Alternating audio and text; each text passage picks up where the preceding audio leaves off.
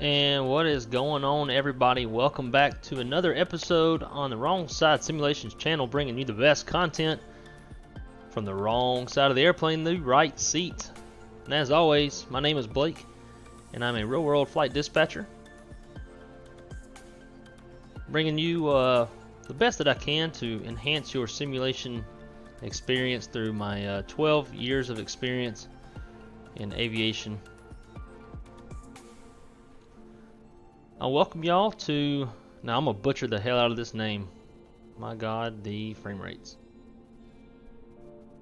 Welcome you to the Drzewiecki Design Chicago Midway Airport.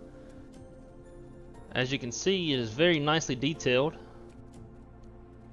but does take quite a hit on the frame rates, as you can see. This is abnormally bad, though. Let me know how the audio is. I'm taking a little spin with some feel-good music in the background. Hopefully you can hear me. Look at this beautiful airport, though. Got the PBR on the ground.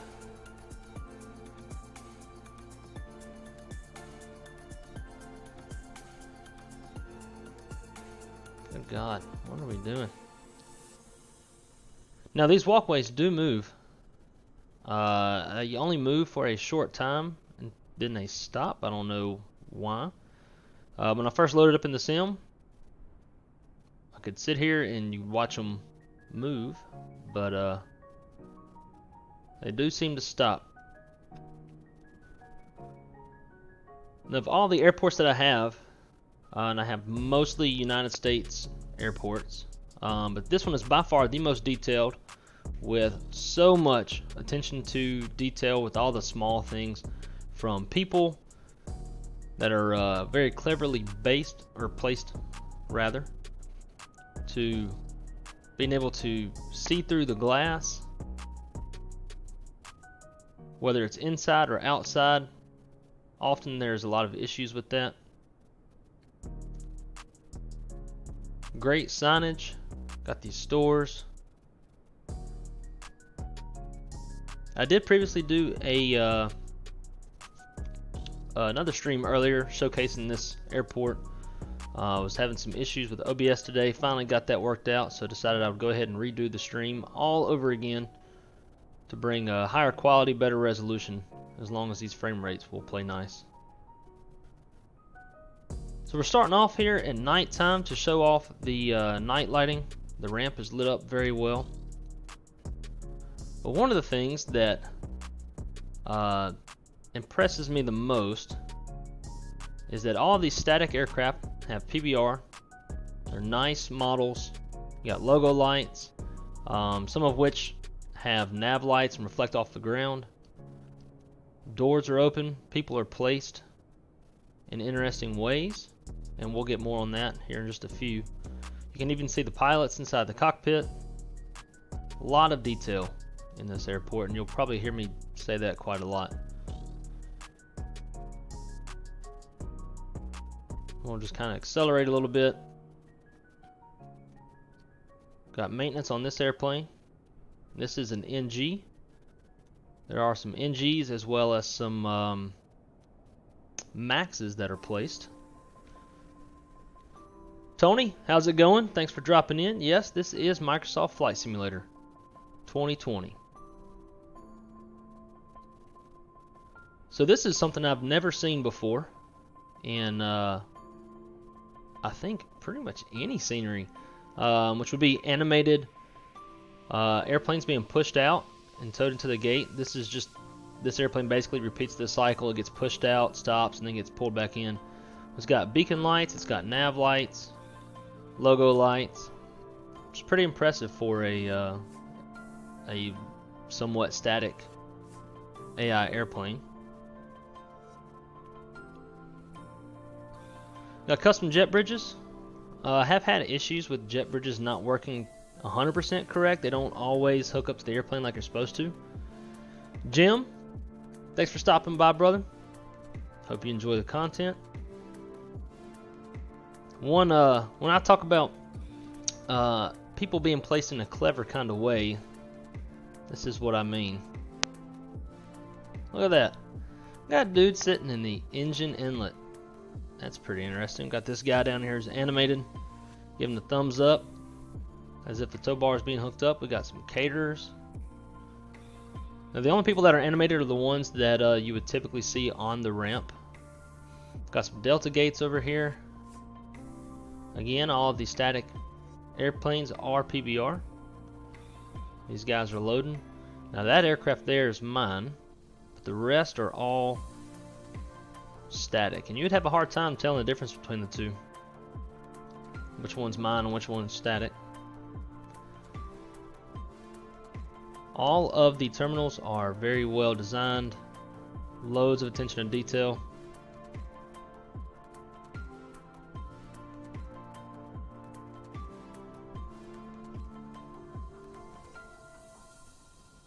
This is a very nice airport.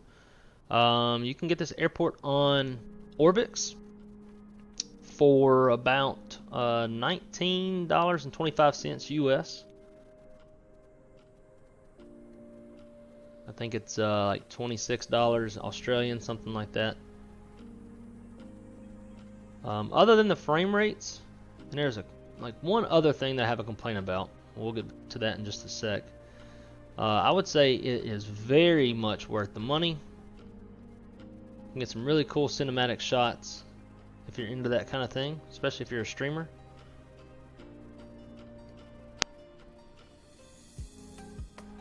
Goodness. Something has to be making these tank.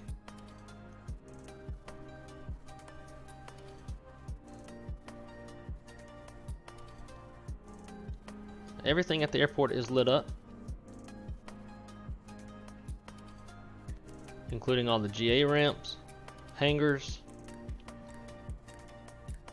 even inside of the control tower. The control tower is modeled as well. We'll speed this up. Hope I can slow it down enough where we're not moving too fast.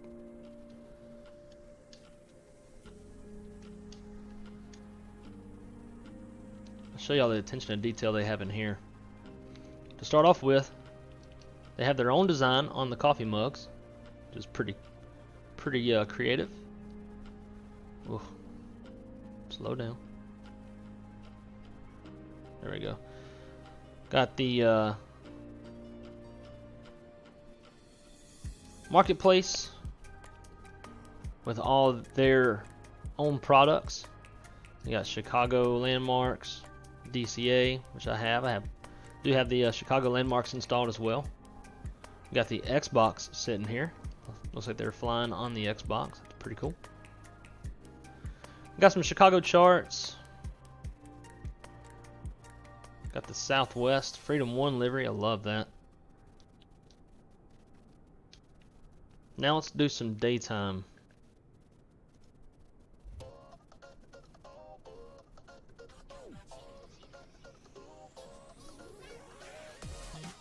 That is obnoxious. Got some custom. That's obnoxious as well.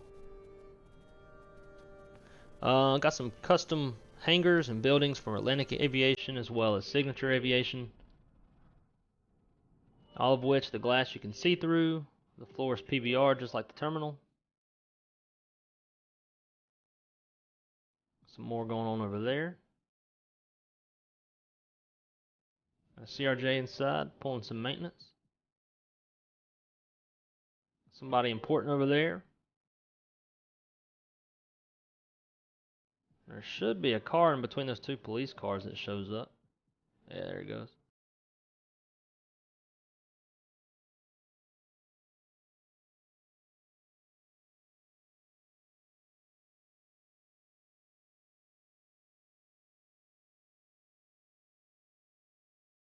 Now coming over here to the southwest hangars.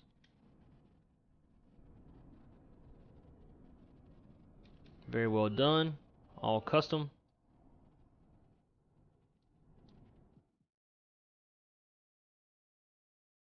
This Max is getting an engine change. Hopefully the frame rates will get a little bit better once we get in the plane and get going. So my two really only complaints that I have with this airport scenery is one, the frame rate hits.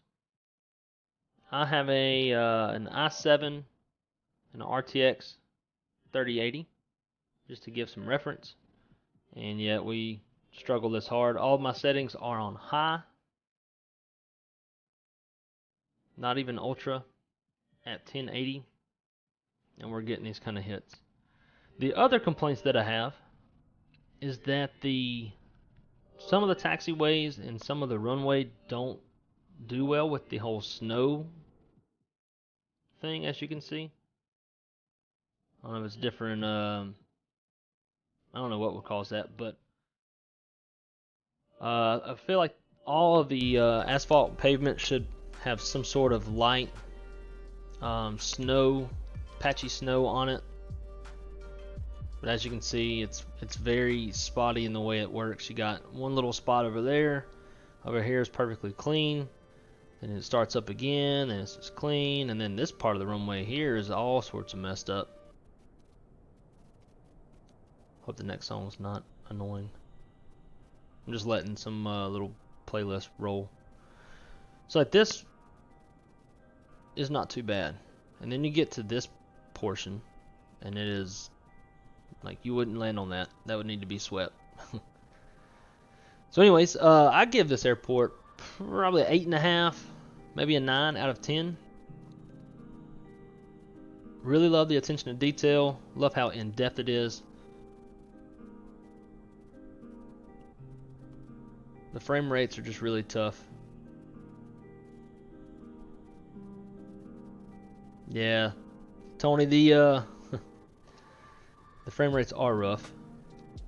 And I do have quite a few different things running. I've got packs running. I have the overlay, charts, VAT, sim.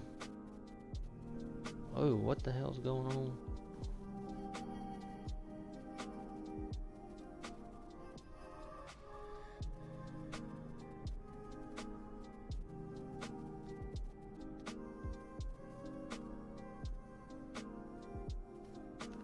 Let's change. Sorry guys, I don't know if the stream is actually still running or not. I'm seeing some pretty bad hiccups with the stream. Stand by, I'm gonna change some output settings. Hopefully that will resolve that. But yeah, so the frame rates can be pretty bad. I do have a lot of things running in the background. I've got the Connect for my overlay. I've got OBS, VATSIM going, charts. Got a few different internet windows open, as well as Spotify. I've got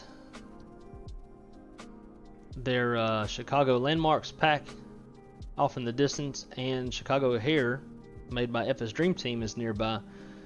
So I don't know if having all that probably it helps in killing the frame rates, but this is abnormally bad. I don't usually have this issue. I didn't have this issue when I ran a stream the first time earlier today.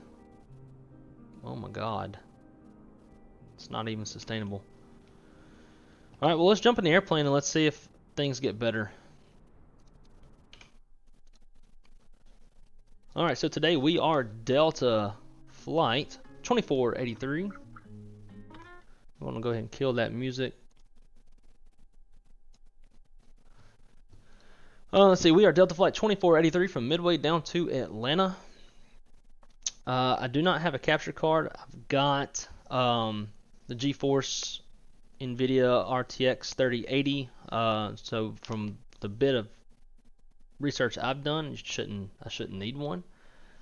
But I'm not the biggest, most tech savvy person in the world, so I could be wrong about that.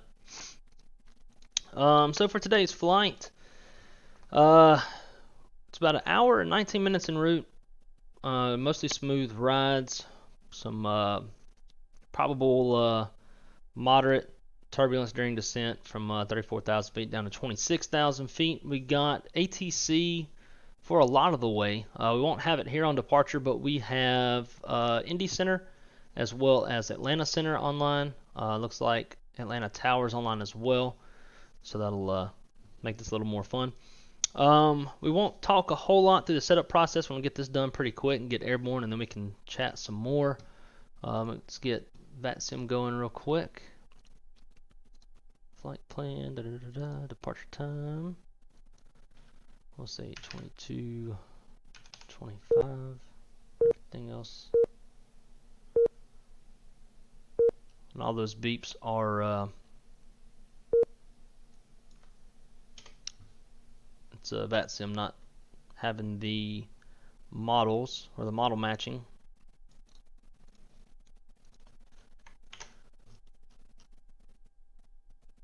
File. Alright.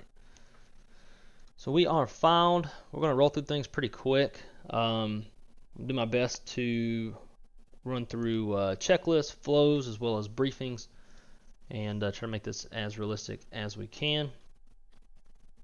First and foremost,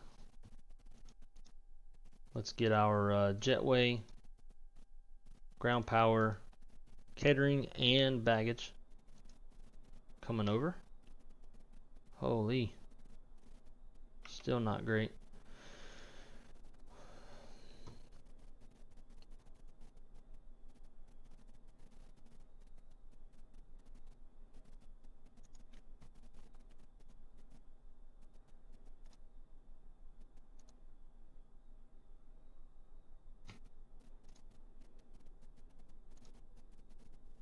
Coming over.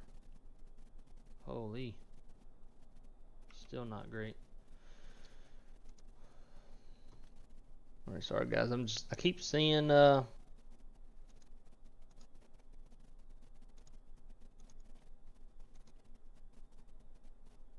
my stream having some issues. Alright, well, we'll work our way through it. Here we go. As we all know, battery 1 and 2. Get a couple dings.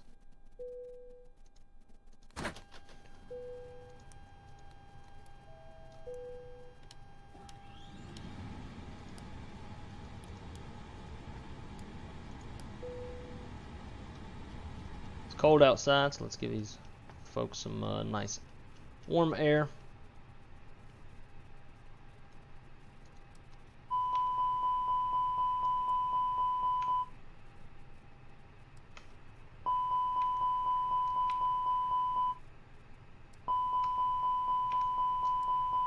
Test look good. Auto, cool. Looks good. Anything else is set up. I like it. Now let's come down to the MTHEW. ATSU, AOC menu, init. Delta 2483, Midway to Atlanta, hour 19 minutes en route. Weight and balance.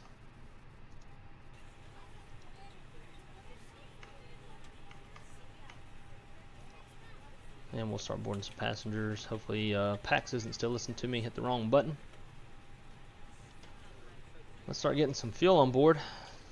Now one thing I've noticed, every time that the view wants to look outside towards the airport scenery, that's when the frames hit. Now I wouldn't say what you see off mine, the frame rates that I'm getting should determine whether or not you get it. Everybody's experience is different, and I do have a lot of stuff running in the background. So we got 15.5 is our planned fuel, so we'll go ahead and start fueling. Bring up the OFP.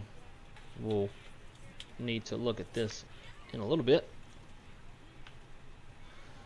Coming back down here, we'll start our diff strip flow. Data, AC status, everything looks good. Shut up, BatSim. Init. Boom, boom, boom. Everything looks good. We are departing off 31 center.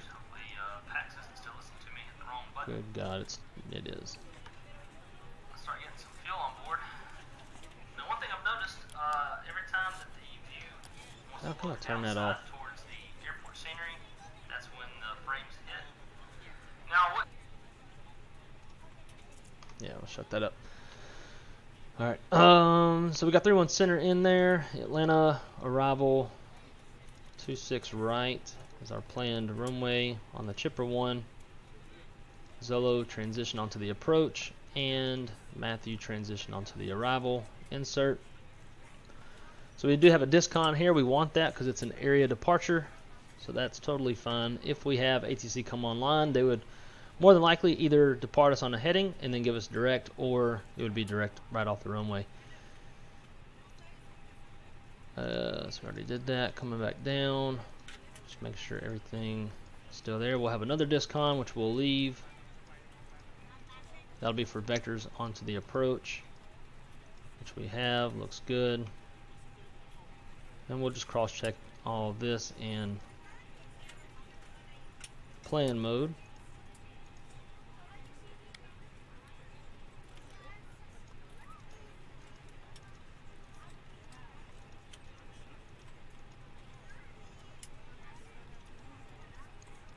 And looks good. Cool.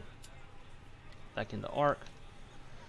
We'll go secondary. Obviously can't use radnav. We'll do Atlanta VOR. There's not much to run off of on the departure. Let's see. For the arrival, the missed approach procedure is off of Romeo Mike Golf. Put that in there as well. Sweet. We'll leave this up whenever we're done boarding. Flight directors on, constraints on. Top altitude is 3,000. Let's see. Let's pull an Addons.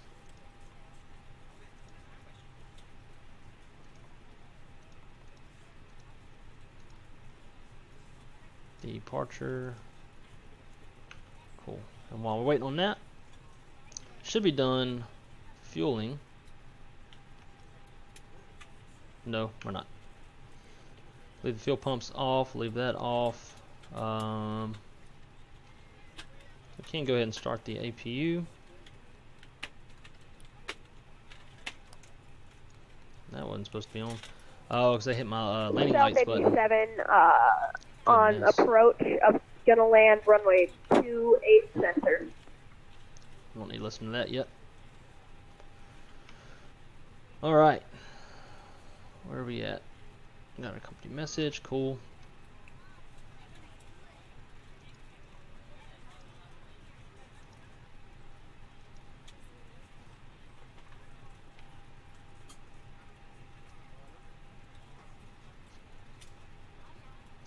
I guess while we're doing this, bring up my face.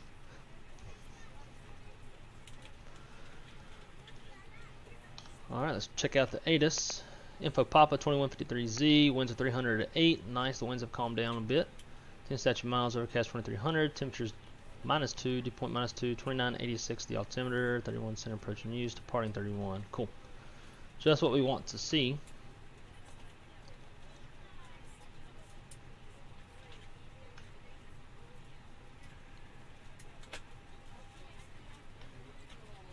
2986, right.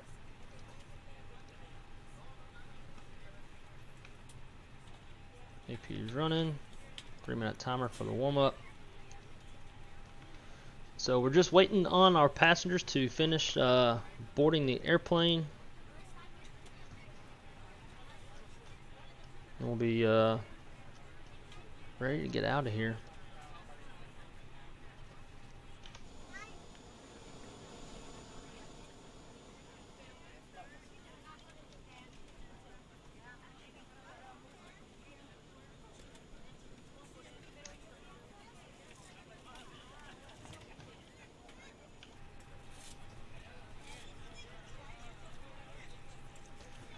So, for those of you who don't know, it is now recommended there's a 3-minute engine or a 3-minute APU warm-up before you turn on the bleed.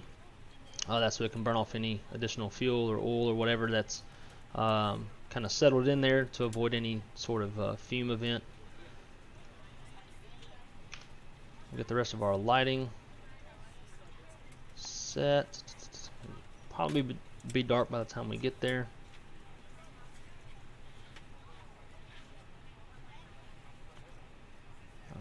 Let's go ahead and just check. See if this is done. It is. Cool. Weather in ATL is much better now. It was pretty gusty earlier when I flew into there. Forecasted to still be gusty. Okay, so technically we still have our passengers, or technically we have our passengers boarded. So we'll go ahead and plug that in. We're planning on a fuel load of 15.5, and on a performance it's going to be a flaps to toga takeoff. Engine out is 1500 feet, transition altitude 1800 or 18,000, sorry, and we got our V speeds of 28, 29, 33. Now let's get a departure brief while we're waiting on the rest of that. Bring up the charts for you guys. I have my charts also pulled up on my company EFB. We're going to have to make up an engine out procedure because I don't have any for Midway since my company doesn't fly to Midway. Because engine out procedures are issued by the company. So, anyways, let's see. So this will be a right seat takeoff. It's an Airbus A320neo for tail strike avoidance. No MELs or CDLs that affect the performance of the airplane. This will be a 2-engine taxi due to the contamination, the patchy snow on the taxiways and on the runway. For today, we're going to be departing off 31 center. We'll most likely be getting or taking Tango to Echo 3, short 31 center. We're taking off 31 center. Runway heading is 318. Weather is a factor with gusty winds, and there's no terrain. As far as hotspots, no hotspots. We do have to cross runway 31 right over here, obviously. For emergency procedures before V1, it'd be my decision to reject takeoff. We'll stop, set the parking brake, call the flight attendants to their stations, analyze the situation, and call for any ECAM actions or emergency evacuation checklist as required. Emergency procedures after V1. The engine out procedure will just fly runway heading, and if there's no ATC, then we'll vector ourselves back around for the approach. With ATC, we'll let them know. We'll let them tell us what to do. We'll speed up and clean up. Our engine out acceleration altitude is 1500 feet. Well, more than likely, let's see, based off our takeoff weight, we are just barely over max landing weight. By the time we would take off, we'd probably be under. And our landing runway would be 31 center. If all goes as planned, we'll be departing technically on the Midway 6, I believe, but it's really just an area departure. Therefore, it would be just direct to our first fix. Our top altitude is 3,000 feet, and we'll be squawking 2,000 to start with. Our min takeoff fuel is 14.1. So let's clear this out, go 2000. We'll lock that. Sounds like everything is closed up. Alright, so we have our 3 minutes. We can turn on the bleed.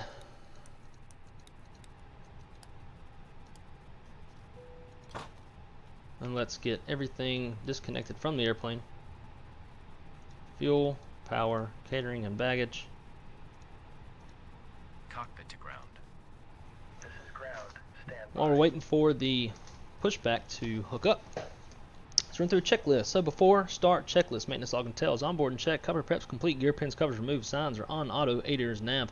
Fuel, we got 15.5 on board and 14.1 is required. Altimeters 2986 is set. EFB is checked. Window door slides, closing arms. Beacon is on. Thrust lever is idle. Parking brake is on. Transponder is in auto. Before start, checklist is complete. Alrighty, now we're just waiting on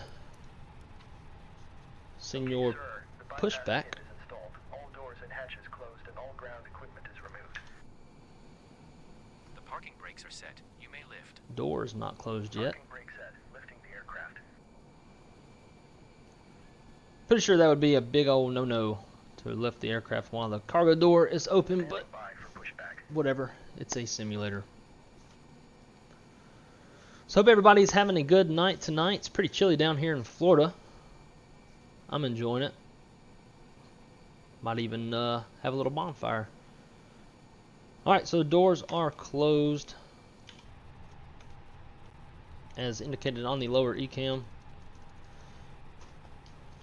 Now let's get out of here.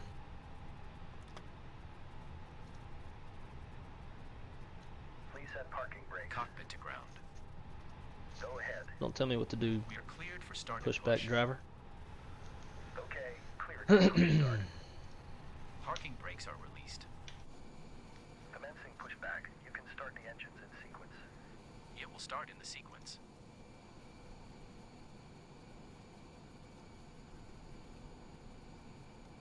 Alright, let's start the timer for the push.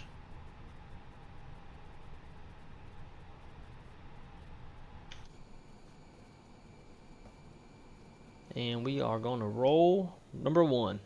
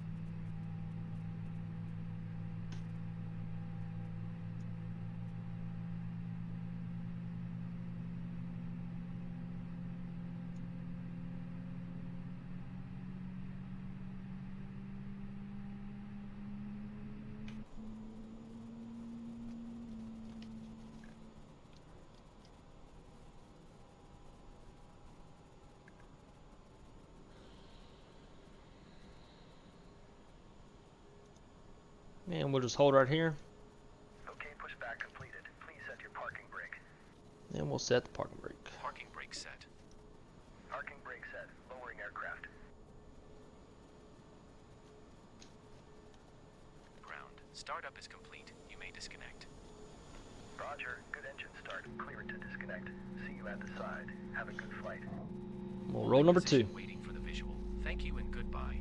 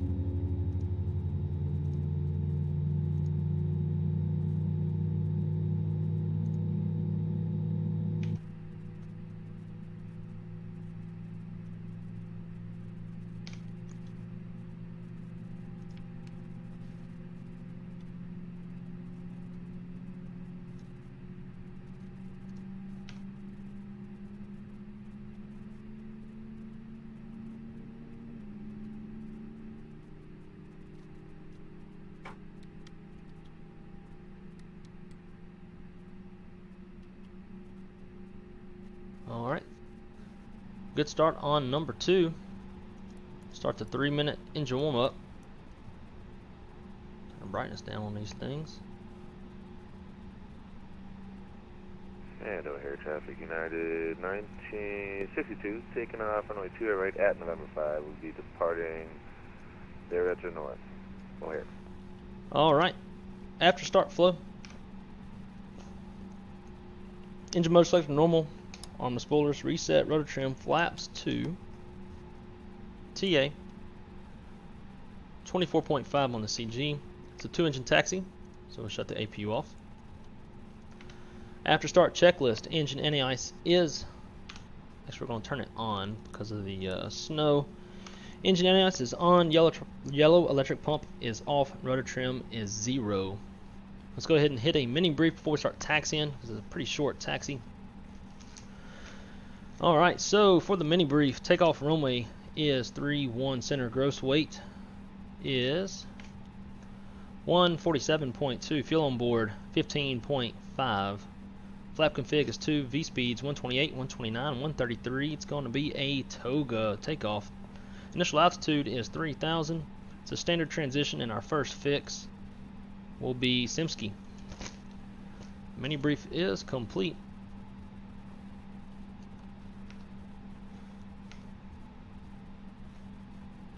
Midway traffic. Delta 2483 taxiing to 31 center. Exiting the airspace to the south. Midway. Alright, here we go.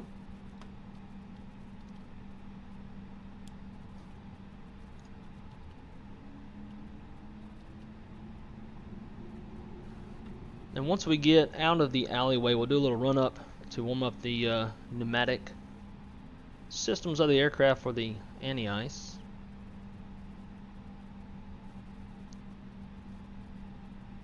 The flight controls check. Got full left, full right, neutral, full up, full down, neutral, rudder, full left, full right, neutral. Flight controls check is complete.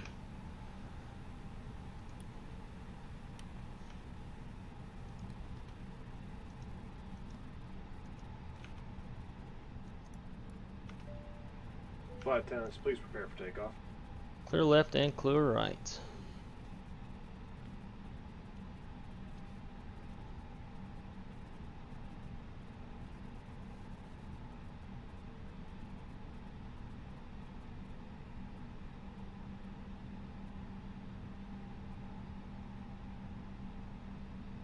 Before takeoff checklist to the line, gross weight comparison complete, pitch trim is 24.5%, CG set, V1, VR, V2 flex. 2397 is on an extended left downwind for runway 28 center O'Hare. Good. 128, 129, 133, no flex, flaps config 2, flight instruments check, flight controls checked, ECAM MO, takeoff all green, ECAM status is checked. Previous wind shears on auto, TCAS code set TRA, cabin crews advised, mini brief is complete. Before takeoff checklist to the line is completed. We got our 3-minute engine warm up, so we should be good to go as soon as we get to the runway.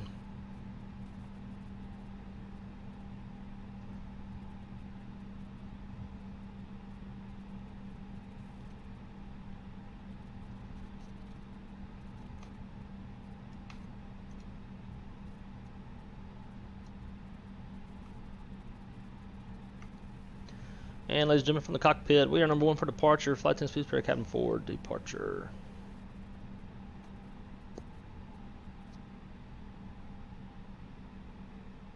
And ladies and gentlemen, from the cockpit, we are number 1 for departure. Flight 10 speed, prepare cabin forward, departure. Alright, before takeoff checklist below the line, takeoff runway 31 center is confirmed. Fuel 15.4 is on board. 14.1 is required. Engine mode selectors, normal bleed packs are set. Before takeoff checklist is complete.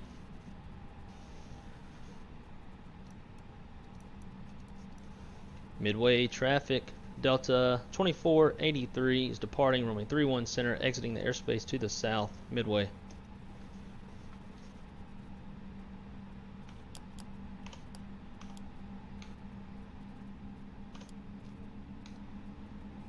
Let's do our quick little run up. Hello, air traffic, Southwest 4397, turning left base, runway 28 center, O'Hare.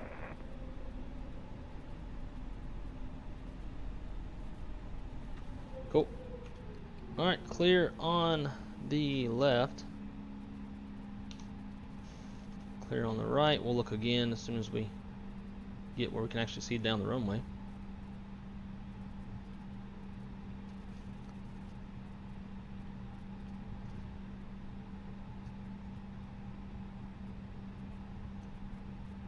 Oop, see, I was reading the chat.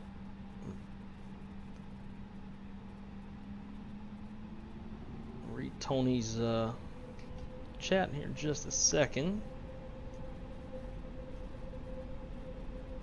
Could have done the run up on the runway, made more sense.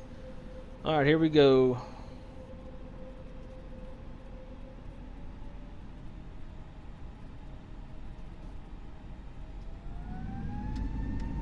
And Mantoga SRS, runway, auto thrust blue.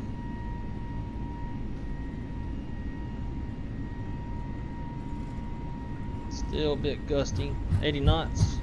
Thrust is set.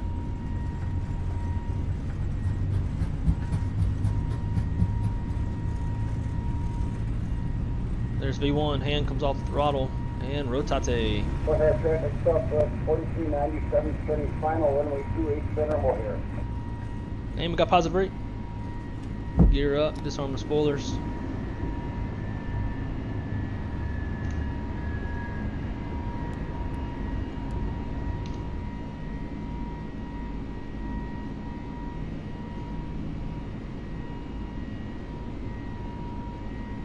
Midway traffic, Delta 2438, or correction 2483, is clear runway 31 center, exiting the airspace to the south. Alright, there we go, acceleration altitude. My speed, Alt star.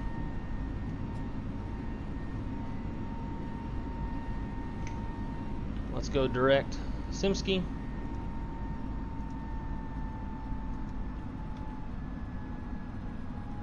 Go. There is flaps 1 speed.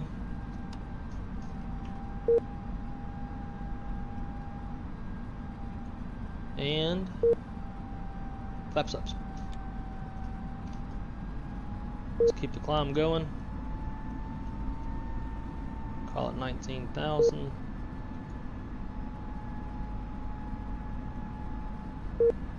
Thrust climb, open climb. Keeping the engine anti-ice on because of the visible moisture.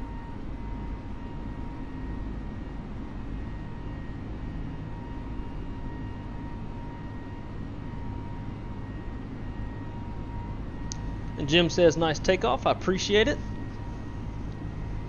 It was a relatively smooth rotation. So Tony said, he might be gone by now.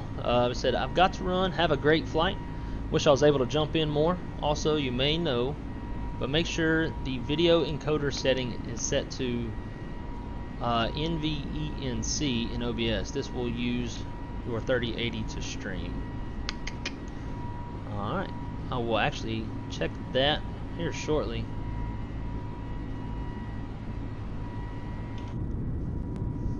Oh yeah. Money shot. That's pretty. Hello, air traffic, Southwest 4397, design expanded, final runway 28 center, O'Hare.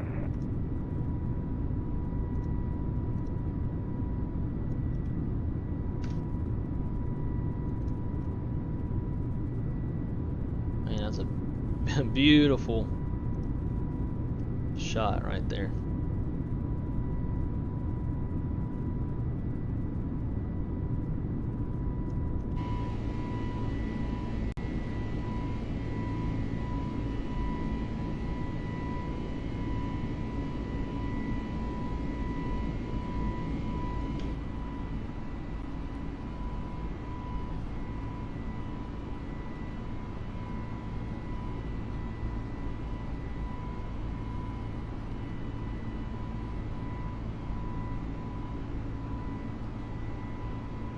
Alright, here comes 10,000. Gentlemen, we have now passed 10,000 feet. You may turn on larger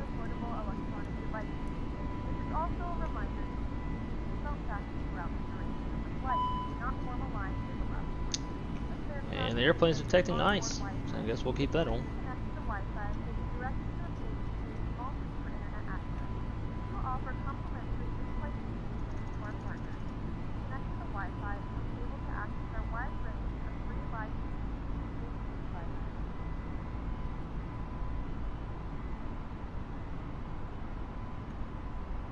Seems like I keep having issues with the stream where it's like not getting data, then it's coming back.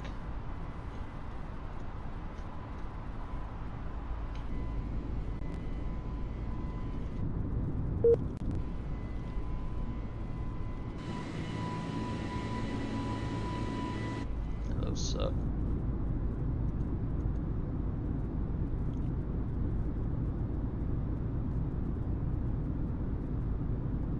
Chicago Midway traffic, southwest 706 ILS 31 sensor, 10 miles. Midway traffic.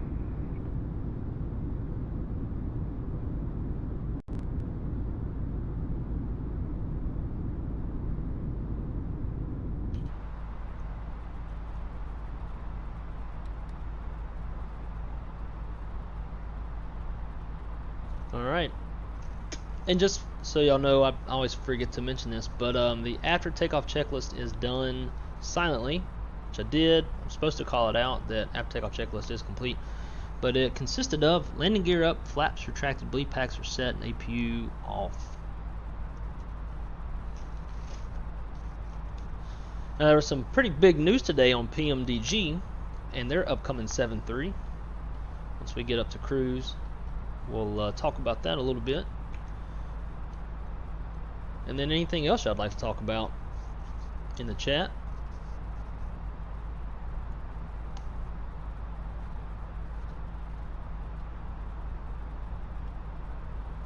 Got these fancy custom cockpit textures from FlightSim.2. As you can see, you got a lot of usage and some grime. Gives a little bit more character to the cockpit. Got some checklists over there. Looks a little bit like the company one that I use.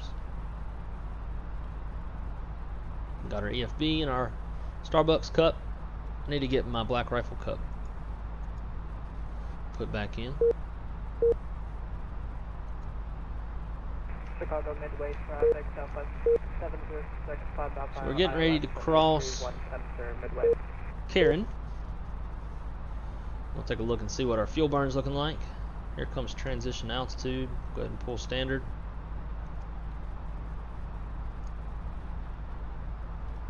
And 1,000 to go. Behind the southwest. Take it up to cruise. ILS 31 center. Currently at the hated waypoint. Yeah, southwest traffic over at Midway. You got blocked there for after that message. Say again. This is Delta 1346. I'm over at the hated waypoint, I believe. Cool. Right Finally, ice not detected. We can turn that off. Rides are forecasted to be smooth all the way up until the descent, so we'll go ahead and turn the seatbelt sign off. No problem. Alright, so let's see. We are crossing CARYN now. At CARYN, we're supposed to have 13.2 on board. We've got 13.8. So we're actually underburning, which is nice.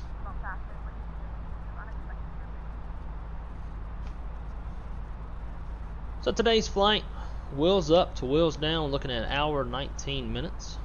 Total trip burn is expected to be 6,200 pounds in this Neo.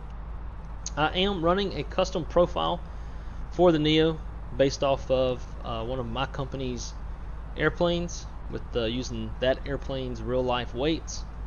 So we'll see how that stacks up. This is only my second time flying it since I've created the profile. But we're planned to land with roughly 8,700 pounds of fuel. We are carrying an alternate today. We're taking Nashville due to the gusty winds in Atlanta.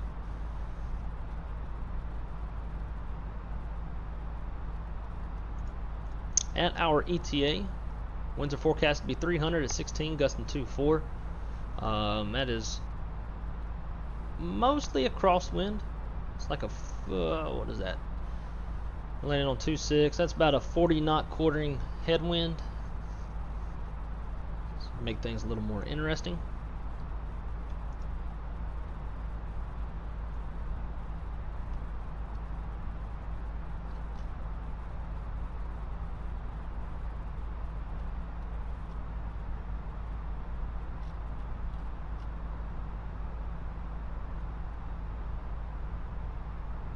But since we're doing pretty good on the burns, let's pick things up a little bit. Actually, I'll tell you what, we'll speed up once we get the cruise so we can actually see where the red line's at.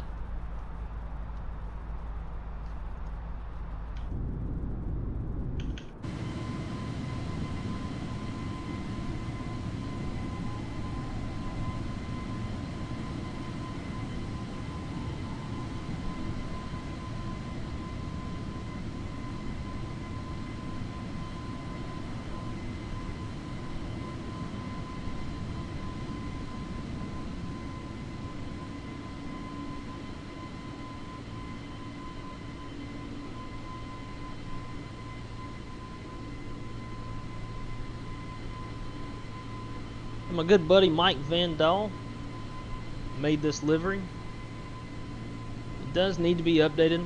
Oh, there we go. Got us a little chemtrail action fired up for us. Yeah, he painted this before. He was able to make separate winglet or sharklet in Airbus words, but what is the deal, man?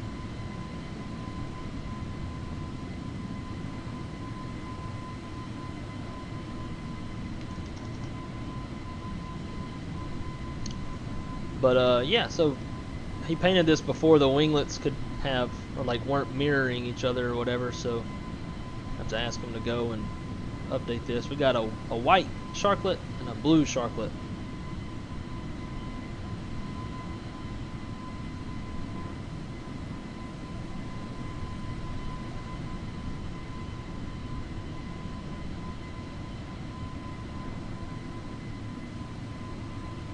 Yeah, Jim, sure is, isn't it? It's amazing what Microsoft Flight Sim 2020 can make for views.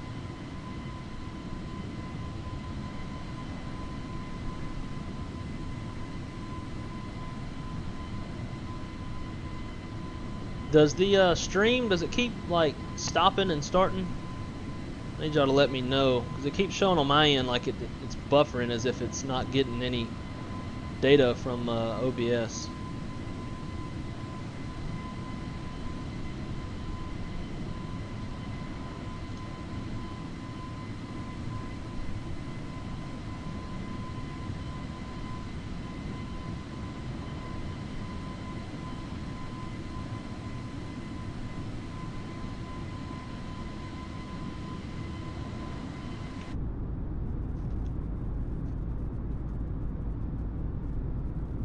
See where we are on our climb.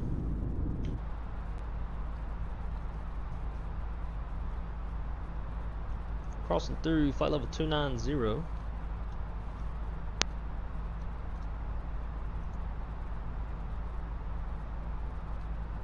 So we still got a little while until we enter any controlled airspace.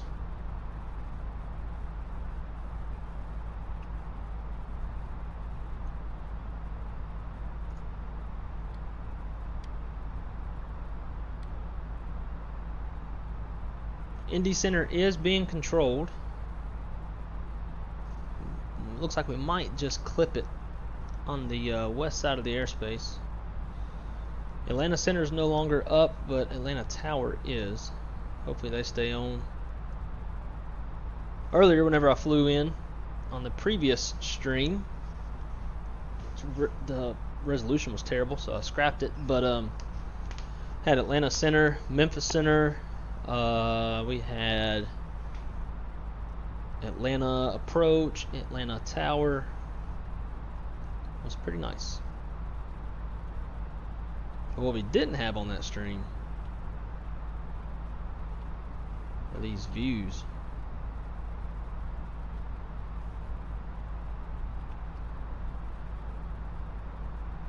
And the views only get better. Because once this is finished and YouTube has its time to sit there and process it, it'll be an even higher resolution. So what's everybody up to tonight? Anybody working? Anybody just chilling at the house? Anybody drinking a cold beer? Maybe a Truly, some liquor? What's everybody up to tonight?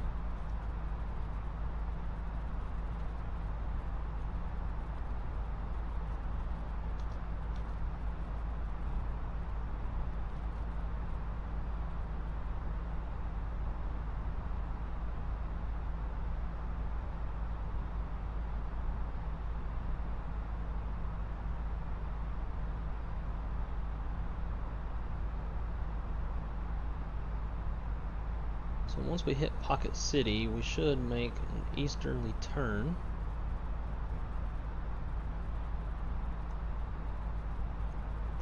If we go direct Nashville, that might give us a shortcut through their airspace.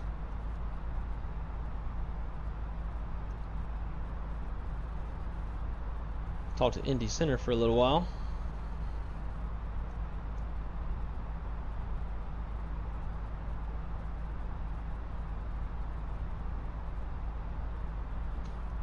Tell you what, let's do that.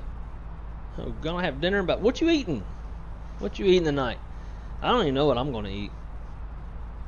I was gonna take some deer meat out of the freeze, but I don't have gravy and rice to make it with like I was planning on doing.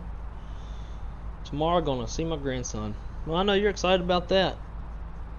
I bet your grandson, well, I don't know if your grandson's old enough to know. I'll say I bet your grandson's excited to see you. I don't know if he's old enough to know if you're coming or not. Alright, let's go direct Nashville just so we can chat with Indy Center for a minute.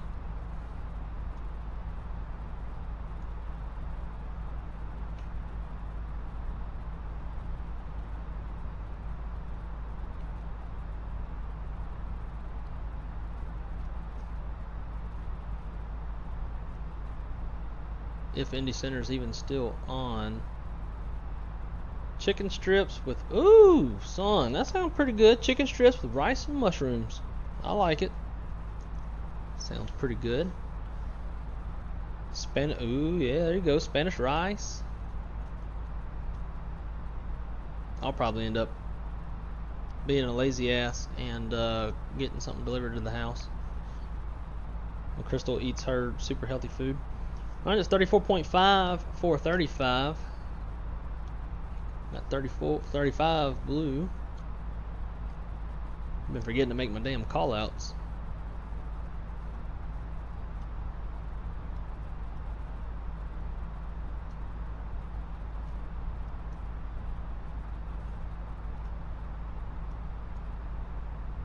Yeah, I was thinking pizza. Mock Alt Star. That might be too torturous for Crystal since she can't eat it, and she loves pizza way more than I do. I'm thinking maybe chicken tenders. Maybe get some Zaxby's. I like me some chicken tenders now. Let's see. Fantastic. Actually, I'm gonna do Belanta. I'm trying to keep as many programs closed as possible, so I'm not running Belanta app where it can actually track me, but I am on VATSIM, so it should be able to pick me up in the browser. Just trying to see when I'm going to enter Indy's airspace.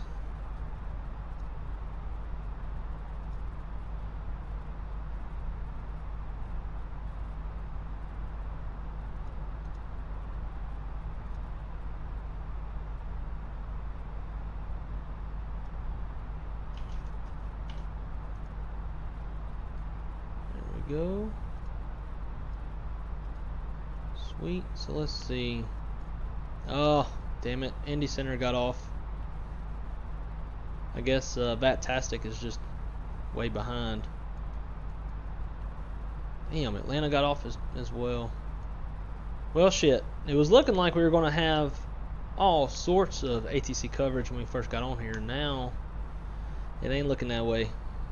We'll be up here by our lonesome. So, PMDG.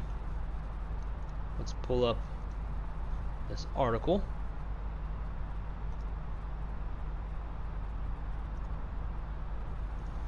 Allow.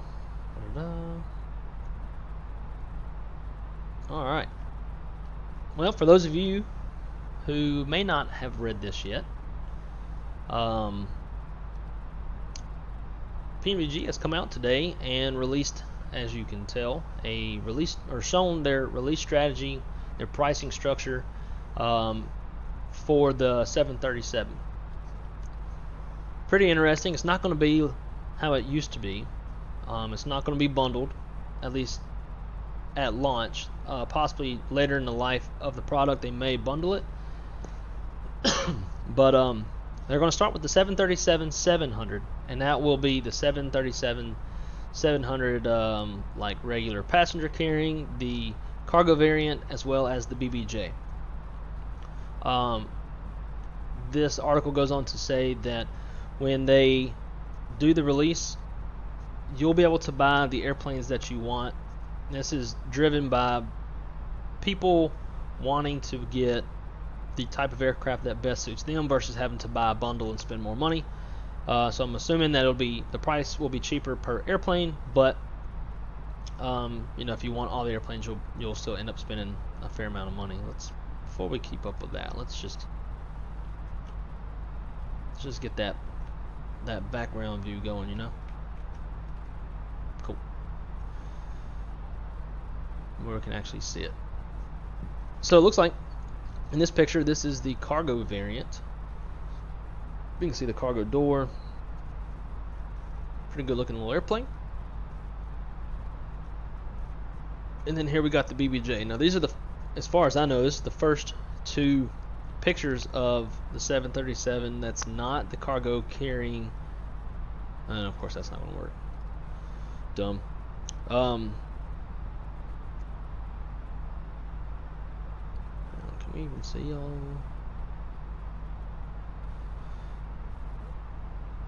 So it looks like in the playback, it's like half of this is cut off, so I'm making sure I get it where you can see it. But yeah, so this is the first two shots that we have of the BBJ and the cargo variant.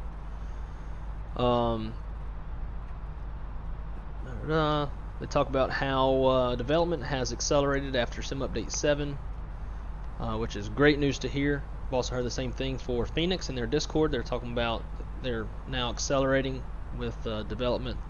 That's great to know. It says Robert spends time looking at the externals of the 737 BBJ and the 737 BCF. Now they're referring to some sort of a forum post that he made. It's also reconfirmed that the ground surface equipment such as air stairs can...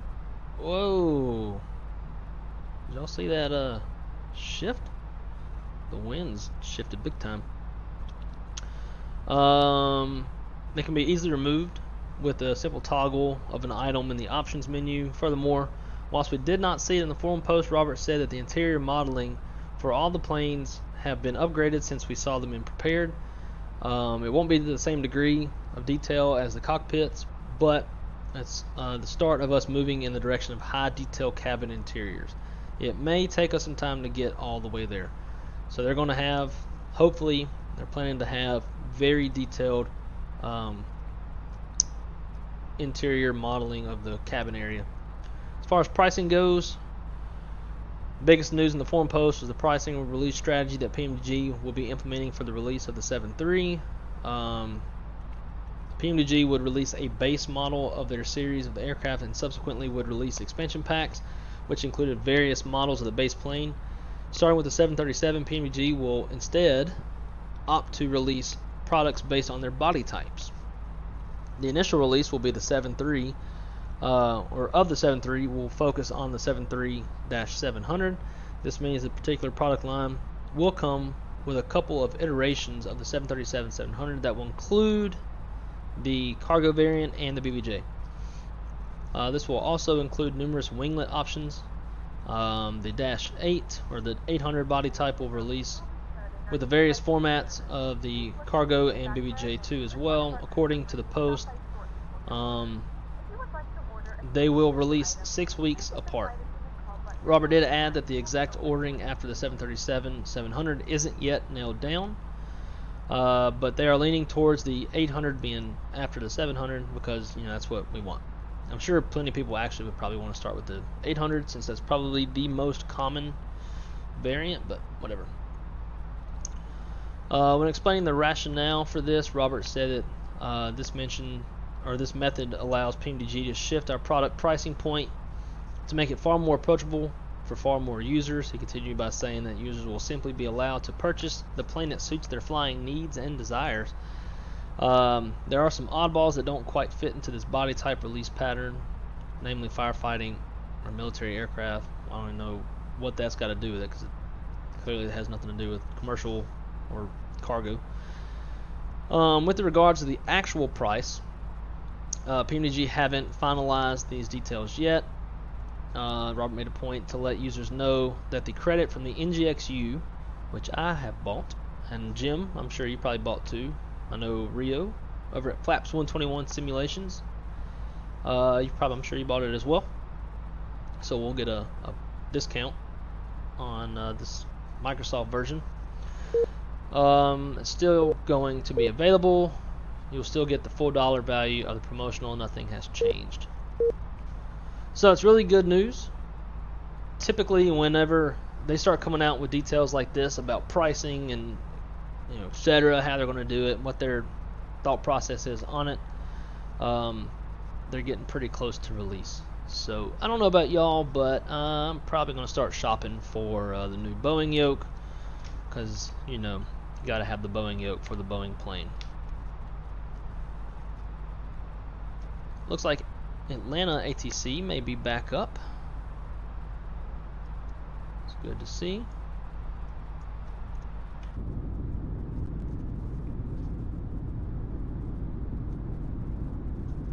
So, sound off in the chat. Which airplane are you most excited about for Microsoft Flight Sim 2020?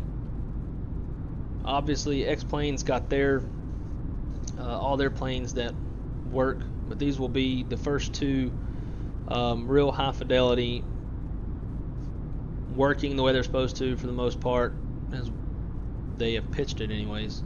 Airplanes that we'll have from Microsoft, so I'm sure y'all got to be excited for at least PMDG and the Phoenix. I know Jim is excited for both. Rio, I'm sure, is excited for both.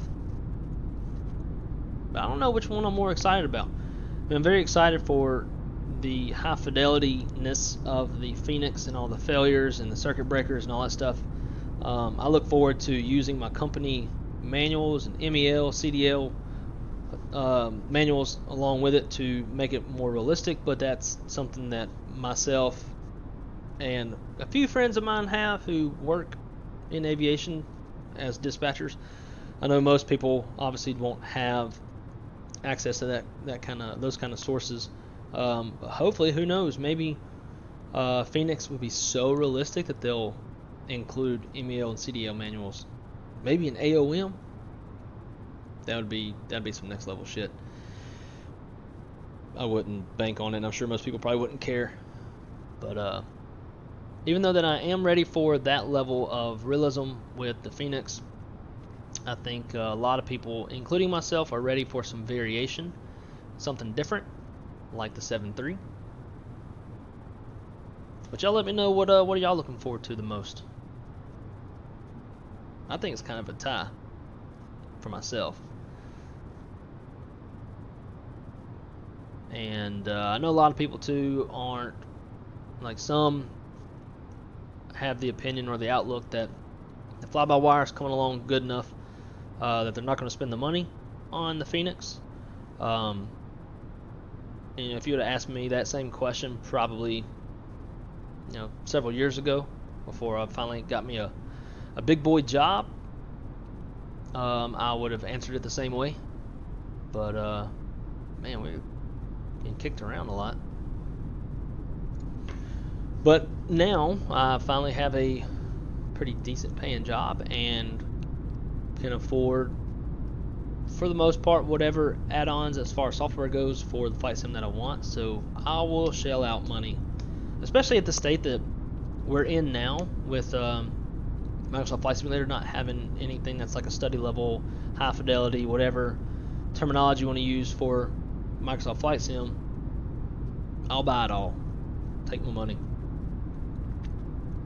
I think my girlfriend wants a ring. She can wait a while. Because, you know, we got to get the Phoenix. We got to get the 7.3 from Kmdw. Got to get the Boeing yoke. Need to get the honeycomb throttle. Need the Thrustmaster rudder pedals. Need the... I can't remember what company it is. Jim in the chat can tell you because he bought it. There's a company in Italy that makes a full-size, true-to-scale replica of the Airbus throttle and center pedestal. Has all the detents and functions exactly how the real one does.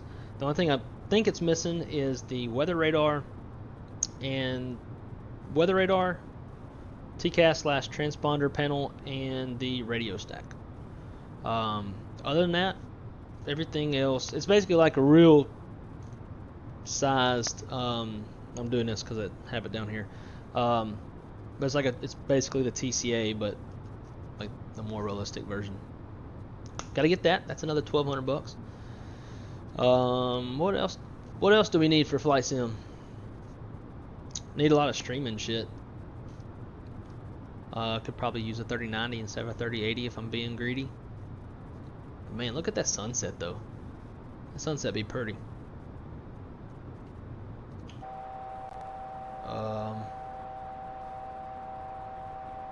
Why did the autopilot disconnect?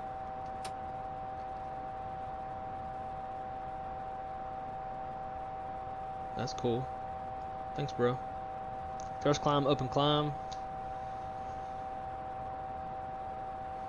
Ugh, that's gonna get real annoying. Nah, we'll stay in open climb.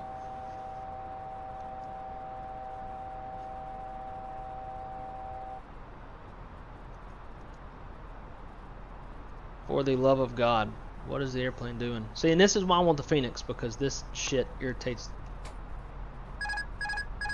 the hell out of me.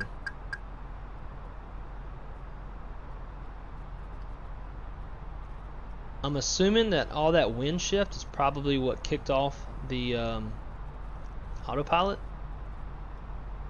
Kind of like severe turbulence will do. Engines are super slow to spoil up. Something's up. As long as they can both do an RNAV and RNP approach. I agree. Anything that will not do this shit. I just don't understand. Everything is configured correct.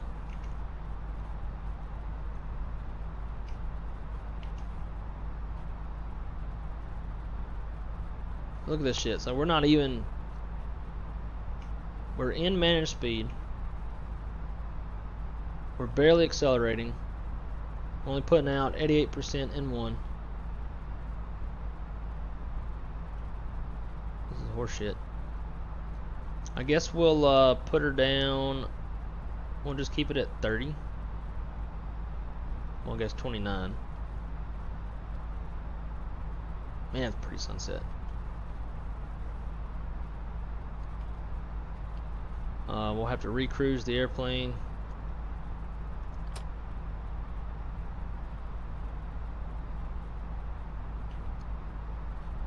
See a NIT 290. That way the airplane will know that we're back in cruise. Look, it's just leveling off. Well, I guess it's catching up on the speed and then it'll climb. There it goes. Ugh. Getting really, really tired of the fly-by-wire. No offense to the guys over there. I know they're working their asses off and they've done a hell of a job. But this kind of shit is real old, especially when you're trying to stream.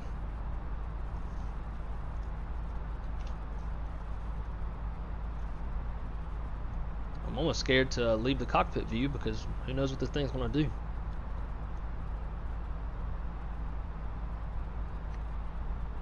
Alright, so while we're waiting to get back up to a cruising altitude, let's shoot off for the latest Addons. What time is it? 2307. Cool, so we got a new one. Addons Katl. Arrival's already selected. Send. Sent.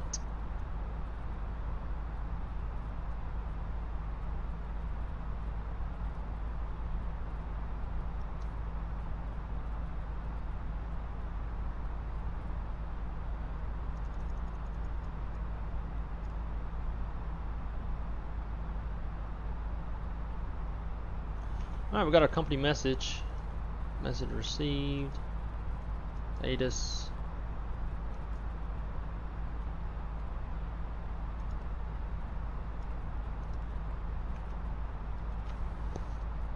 And we'll start setting up for the arrival. Let's do. We can't get a whole lot of floodlight yet. It's not quite dark enough. Alright. Info Charlie 2252Z. Winds are 300 at 11, gust 2-3. Overcast, or 10 statute miles is the viz. Overcast 2600, temperatures 3, dew point -3, altimeter 2998. Approach, PRM 26 right. Cool, that's what we want to see. It's what we're planning for. Moderate rime icing at 5,000 feet. Operate transponder. Cool.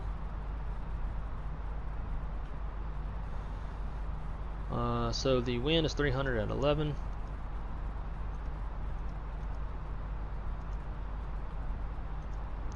Would help if I put it in the right box. 2998. And the temperature is 3.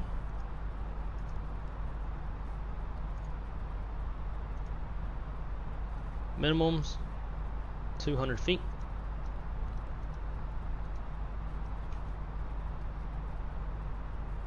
Cool, we're at 290.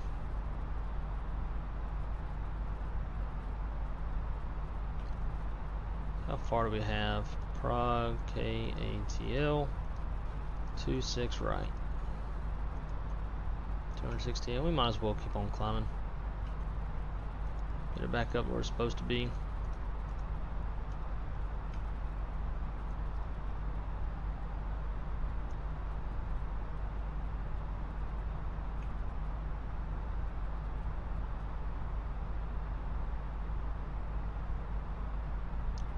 Thrust climb, open climb.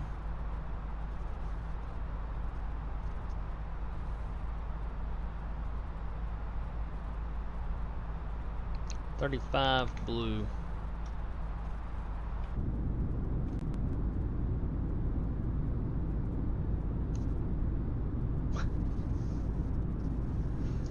And while this does this, I'm gonna go grab a beer. And gotta figure out what the hell I'm gonna eat. And don't mind my Dunder Mifflin sweat britches.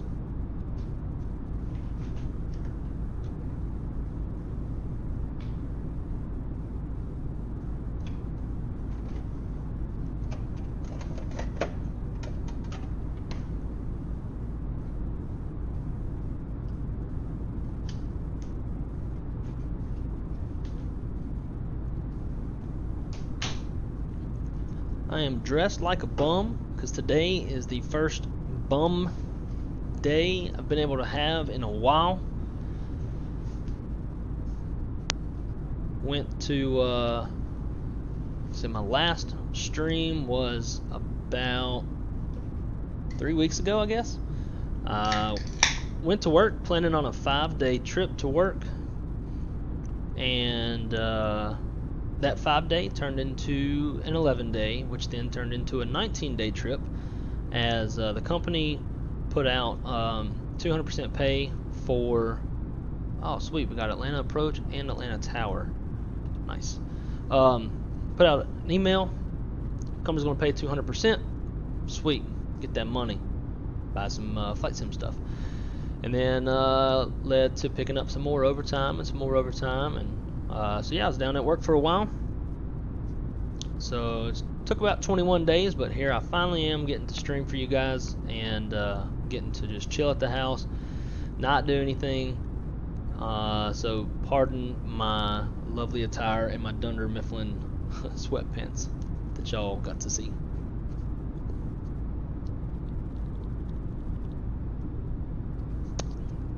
So cheers, guys. Happy Monday night. We made it through, y'all made it through a Monday. Today's been pretty chill for me.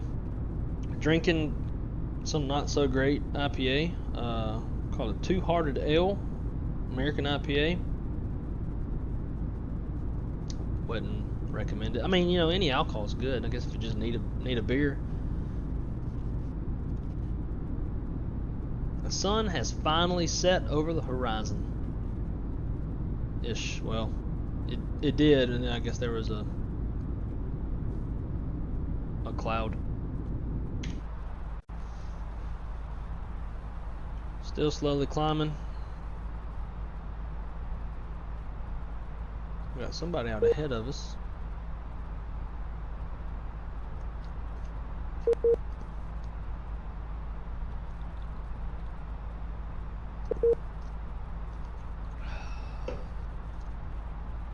Man, I love beer.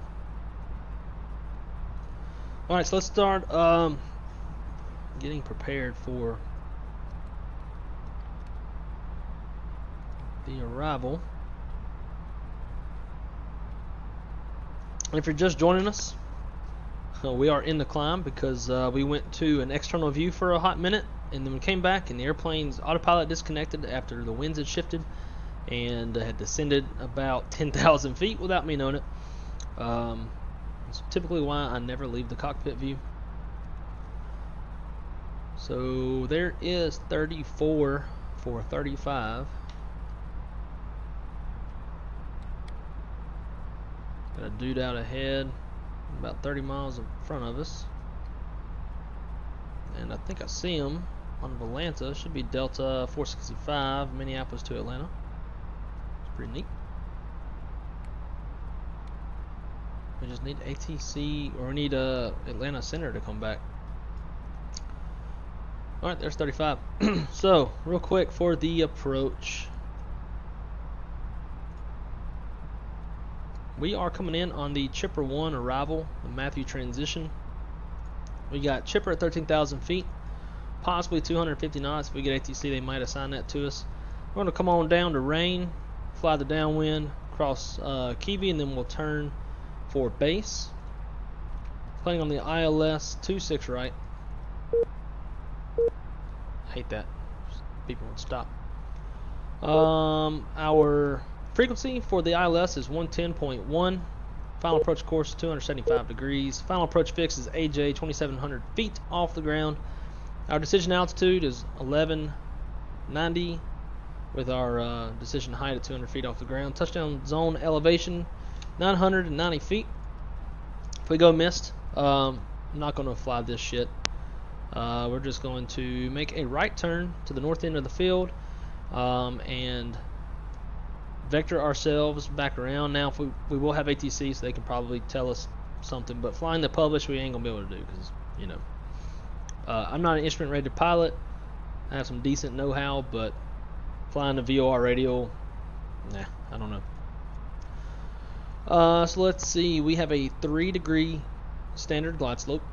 Approach lights, Pappy on the left, and if we go miss, we'll climb to 1800, climb and right turn to 4000, and then get vectors from ATC. Our minimums today is 200-foot ceilings, half-mile viz. We have plenty of that, so no worries there. Coming into land, we are landing on 26 right. We have a hot spot right here. Shouldn't affect us. We'll go right past that. Plan to exit on Bravo 5. We'll cross 8 right, 2, 6 left, Bravo 6, Echo into the ramp. We'll just park at the Echo concourse.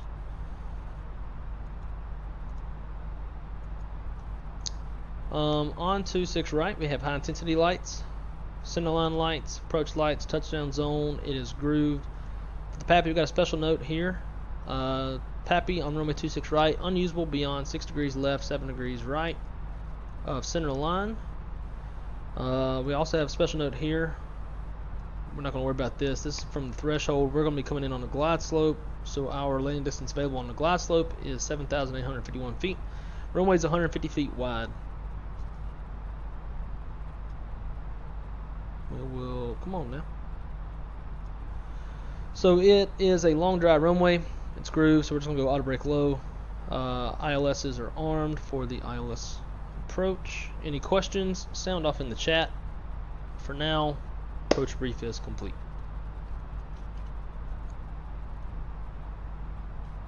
So we got that dude's about 3,000 feet above us. Doubt I'll be able to see him yet. Nope, I do see him.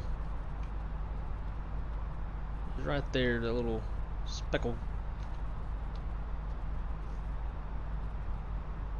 Starting to get some chop now.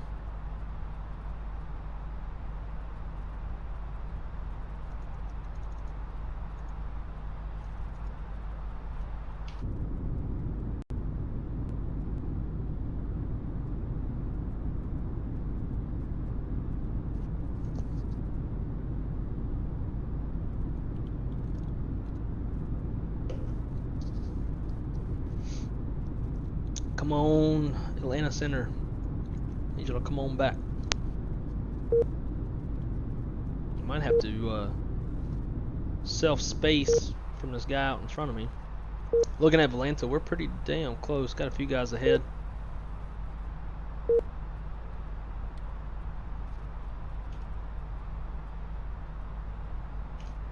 Check our prog page, see how far we are from the threshold.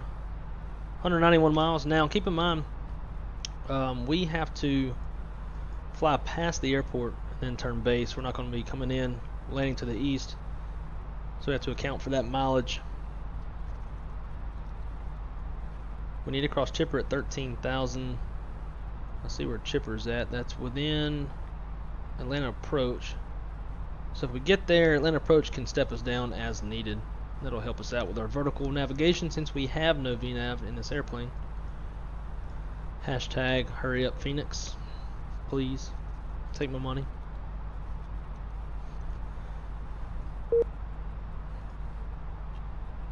So on the sim brief, let's take a little look-sees here.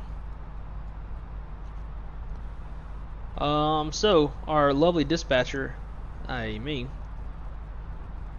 left us a few little notes, and this is just an example of something we would do as dispatchers for the pilot in command, to let them know what our train of thought was, what our game plan was, for them to understand why we did what we did. Sometimes we might file a real wonky route or something.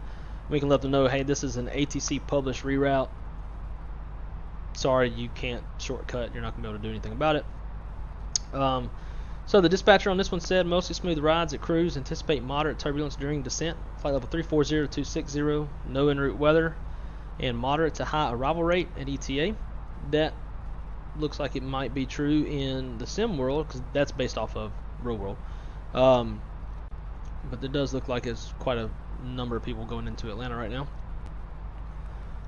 Dispatch, add fuel for gusty winds and high arrival rate at ETA. Precautionary alternate for gusty winds, possible low level wind shear. So let's talk about fuel real quick, and then we'll probably start our descent, just so that people can understand the way that fuel works on an OFP, because there's different types of fuel. So obviously you have your trip fuel, which is origin to destination. In this case, it's hour 19 minutes. We've got we're expecting 6,200 pounds on the burn. As long as we fly it, we will probably underburn a bit because we took a shortcut. We cut out Pocket City, went straight to Nashville. Our reserve fuel, 45 minutes, 2,800 pounds. We have 20 minutes of dispatch add, i.e. contingency fuel. We typically call it dispatch add because the dispatcher is adding that gas. This is for any known or anticipated constraints. We'll get into that in just a second, what constraints we expect.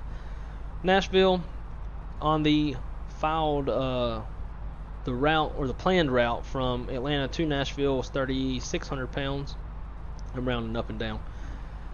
All of this makes our min takeoff fuel, and then based off of my company's fuel policy, if you have an alternate, there's 10 minutes of extra gas. If you don't have an alternate, you have 15 minutes of extra gas. Now all that is below the line. The line itself is the min takeoff fuel. And then planned takeoff, that's what you would take off with after you burn your taxi fuel, and in our case was 500 pounds. We probably burned a lot less than that. And that gives us a remaining fuel of 87.35. We'll see if we actually land with that. We'll probably land with more. Unless ATC extends our downwind a ways for spacing or something like that, we could burn a little extra gas in that case.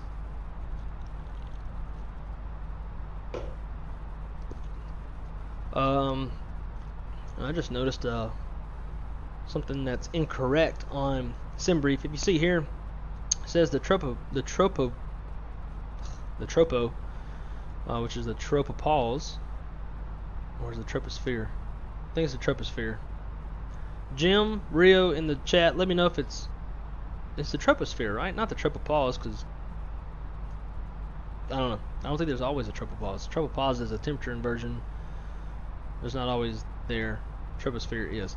So it should be the troposphere. Anyways, when you have the troposphere, it should be 5 digits. You cannot put the troposphere into the MTHEW as a flight level like this, 339. You can't do that. It'll literally run.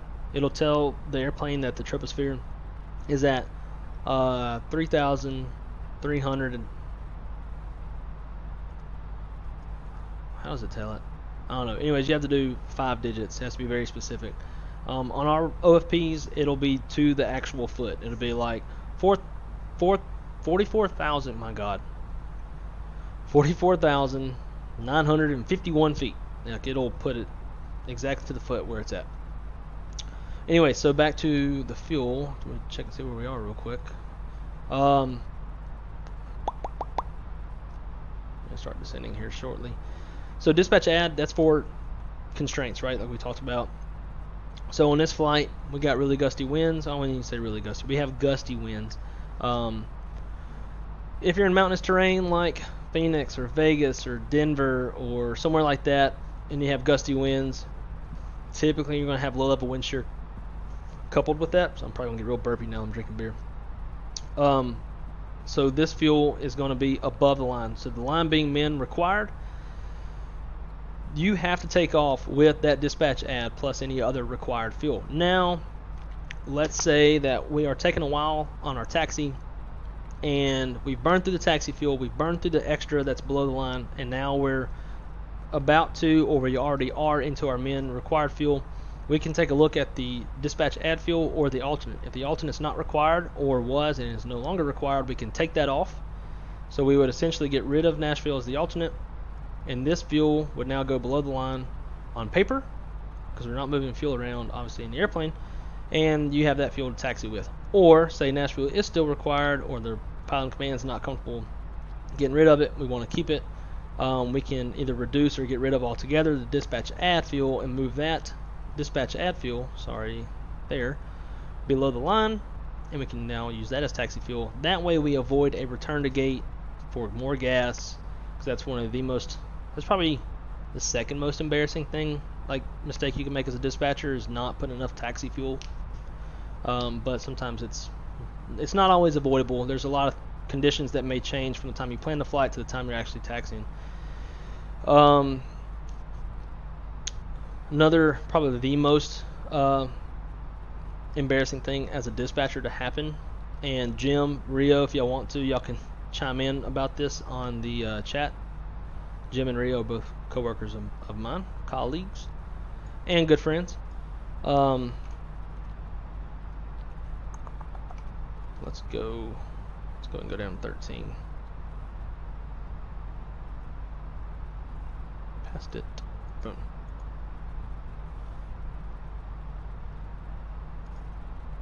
Seat belts. This is right around where they were showing that we should hit the turbulence, so good job, Microsoft. The most embarrassing thing as a dispatcher is to divert simply because something happened that you didn't see, and most of the time we should be able to see just about anything happen. And you have to divert because you don't have enough gas to safely continue. I had this happen to me once. I was dispatching a flight from, I think, Lauderdale to Dallas, something like that. Unforecasted pop-up thunderstorms built up in Dallas. Was moving over the field. The first problem that happened was I got a reroute. Typically that flight's going to be routed through Leesville, which is southeast Louisiana, up through Alexandria onto the arrival, coming into Dallas from the southeast. But on this day we got rerouted Leesville over to Houston, so way further to the west, and then north into Dallas. That ate up a lot of the extra gas that I had planned.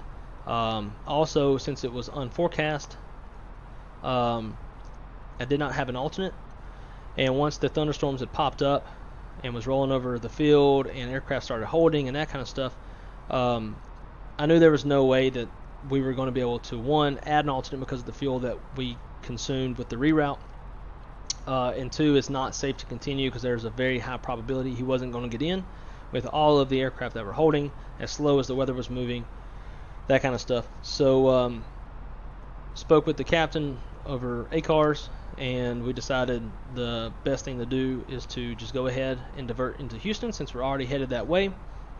Get some gas, hopefully by the time we land, get gas, print off new paperwork for the new segment, because now it's a whole new flight. I have to get, re-plan the flight, get a new OFP, get a new flight plan, all that stuff. By the time we would fuel and go, which usually takes about a minimum of 45 minutes to an hour, the weather would move through. Everybody else would be diverting while we're taking off and headed that way. Also, being the first one on the ground helps you out so that you're not, stuck behind shit ton of other diversion airplanes, especially if you end up at an offline station where your airline doesn't have scheduled operations into. Damn, rides are bad. Yeah, so then that way you are able to get serviced quicker, get out before everybody else, and be on your way and go land at the destination airport while everybody else is still in that diversion process. So sometimes, it happens. It's not always avoidable, but you'd always rather divert and safely land somewhere, get more gas than, try to chance it and end up screwed in a really bad, unsafe, and not legal scenario just because you didn't want to bite the bullet of embarrassment to divert. These rides are shit. And they were shit through here too when I came in here earlier. Catching up with this guy. As we come up on Chipper, we'll probably go ahead and slow to 250 just to get a little space between me and this guy.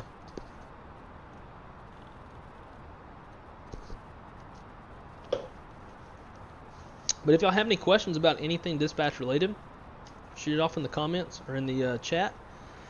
And if it's something that I know, I'll answer it. If it's something that I don't know, which is a lot of shit I don't know, as y'all can tell, I got an accent, which means I'm from the South, which means I'm a little dumb. I'll ask somebody who does know. Got some friends at the FAA. They'll know. We got plenty of pilot friends, plenty of dispatch friends. Whatever y'all desire, I can find out.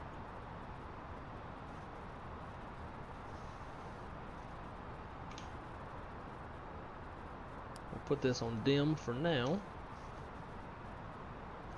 Now I was having some frame rate issues too earlier when I came through here. There was a pretty thick overcast layer, which looks like it's still here, and I think that was eating up some of the frame rates.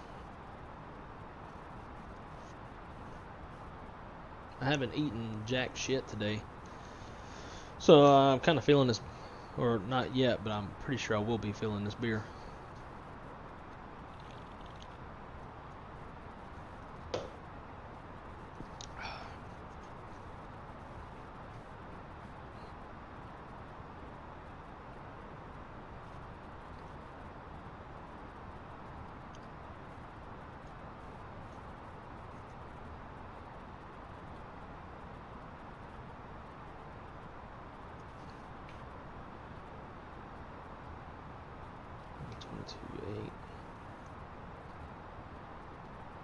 kind of feel like I need to start talking to this. Well, he'll be getting on with approach here shortly.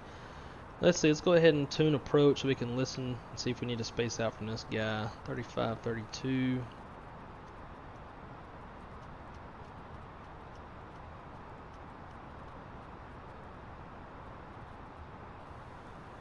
There's about to be a lot of scrolling right here.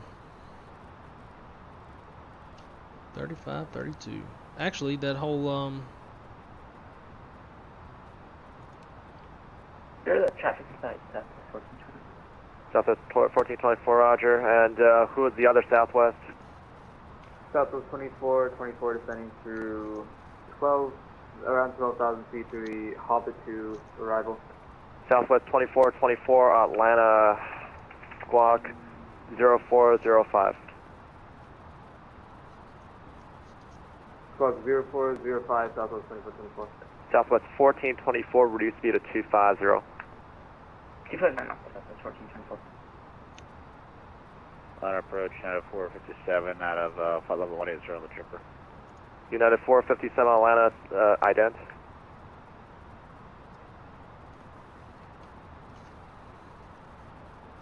I'm gonna slow down a bit. Southwest 2424, radar contact 25 southwest of Atlanta at 12,100. Southwest 2424, say airspeed. Airspeed is 290 indicated. Roger. Okay, traffic alert, Southwest 1424, traffic 12 o'clock, same altitude, about 2 miles is a company 737. Do you have him in sight? Roger, we have him inside and we're reducing speed to 250 knots, Southwest 1424. Southwest 1424, reduce speed to 210. 210 knots, 1424. United 457, radar contact 11 northwest of Chipper at 16,500. Runway 26 right, Atlanta altimeter 29098. 98 out of 16,100 for United 457. Atlanta departure, Skyhawk 416 Papa Tango is forwarding short of runway 27 at Bravo 6, ready to depart. Number 6 Papa Tango, McCollum, wind 30012, gust 18, fly runway heading, runway 28, correction, runway 27, clear for takeoff. Alright, runway heading and 27 clear for takeoff, 6 Papa Tango.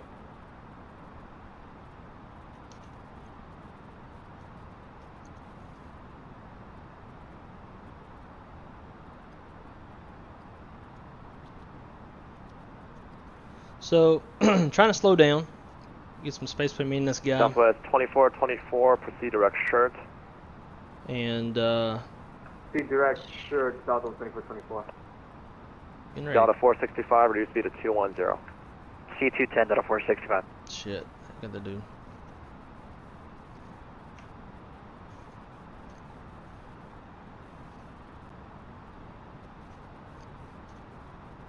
Southwest 2424, reduce speed to 210. Reduce speed 210, Southwest 2424. Atlanta approach, Delta 2483 at 15.5, descending to Chipper 1, slow into 250. Delta 2483, Atlanta approach low, squawk 0435. 0435 for Delta 2483. Delta 2483, your radar contact 5 miles northwest of Chipper at 14,200, runway 26 right. Expect 26 right, in position checks, Delta 2483. United 457, descend to maintain 12,000. Getting busy. United 457. Southwest Getting fun, 2424, descend to maintain 7,000. To maintain 7,000, Southwest 2424. Atlanta approach through wing 770 on Jet 2 crossing 13.8. This is throwing 770, Atlanta approach, squawk 0413. 0413 through wing 770. Number 6 Papa Tango, ident. Number 6 Papa Tango, radar contact a mile west of McCollum at 2,400. Turn left heading 140. Left 140, 6 Papa Tango. Atlanta approach, Delta 2301 with you. Alright, let's get her in my face and let's get balls deep. 2301 Atlanta approach, squawk 0467. 0467, Delta 2301. Delta 465, just want to maintain 7,000. 7,000 out of 465. Delta 778, 200, passing by Macon. Aircraft passing on Macon, standby.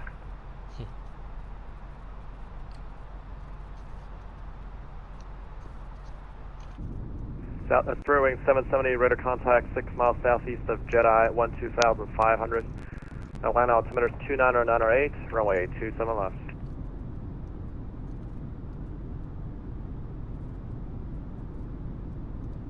Southwest 2424, just want to maintain 3,000, good rate down. So maintain 3,000, Southwest 2424. United 457, reduce speed to 250. 250, United 457. Delta 2483, maintain 12,000. Delta 12000 for Delta 2483. Delta 778, Atlanta approach, ident. Coming on down, coming on down. Delta 778, Addons. Delta 465, just want to maintain 5,000. 5,000 out of 465. So that's Delta 465 out ahead of us. Number 6, Papa Tango, advise you have information. Actually, ADIS is down right now. Give me 1 second. Hopefully they keep us spaced. I did hear them tell, or I heard approach tell him to go 210. Southwest 1424, just want to maintain 7,000. I'm at 250, so I would expect them to tell me to slow to 210. United 457, reduce speed to 210. Alt star. We're doing 250 now. I want us down to 210. A-firm. Alright, 210, United 457. Departure for United FedEx 1732, crossing 4,600. FedEx 1732 Heavy, Atlanta departure, radar contact, climb and maintain 14,000. 14,000 FedEx 1732. Delta 2301, radar contact 8 southeast of Jedi at 12,000, runway 27 left, Atlanta altimeter 29098. Roger, expecting 27 left, Delta 2301. Attention aircraft landing information, Mike is current, Atlanta altimeter 29098. 2998 is in there. Delta 2483, reduce speed to 210. Keep this on for now so y'all can actually see something. It looks pretty dark. No, you can actually see. Delta 434, Atlanta, you up? Delta 778, radar contact 12 miles southeast of Jedi at flight level 200. Descend via the Jedi to arrival, runway 27 left. Delta 778, expect 27 left. Southwest 2424, just want to maintain 3,000 expedite, please. So maintain 3,000, expedite, Southwest 2424. First, Delta 434 over Chipper 13,000, it is Mike. Delta 434, Atlanta, ident. Ident over Chipper, Delta 434. Southwest 1424, just want to maintain 3,000, go right down. 3,000, Southwest 1424. United 457, just want to maintain 7,000. 7,000. Delta 434, radar contact 2 southeast of Chipper 13,000, just want to maintain 12,000, runway 26 right. 12,000, Delta 434. Delta 460, sorry, disregard. First, good evening, Delta 530 with you, checking in over Ozzy 14,000, we have information, Mike. Delta 4, connection Delta 530, Atlanta, hello, radar contact position as reported, runway 26 right. Delta 530, fly heading 220, just want to maintain 900,000. Roger, heading 220, descend 900,000, Delta 530.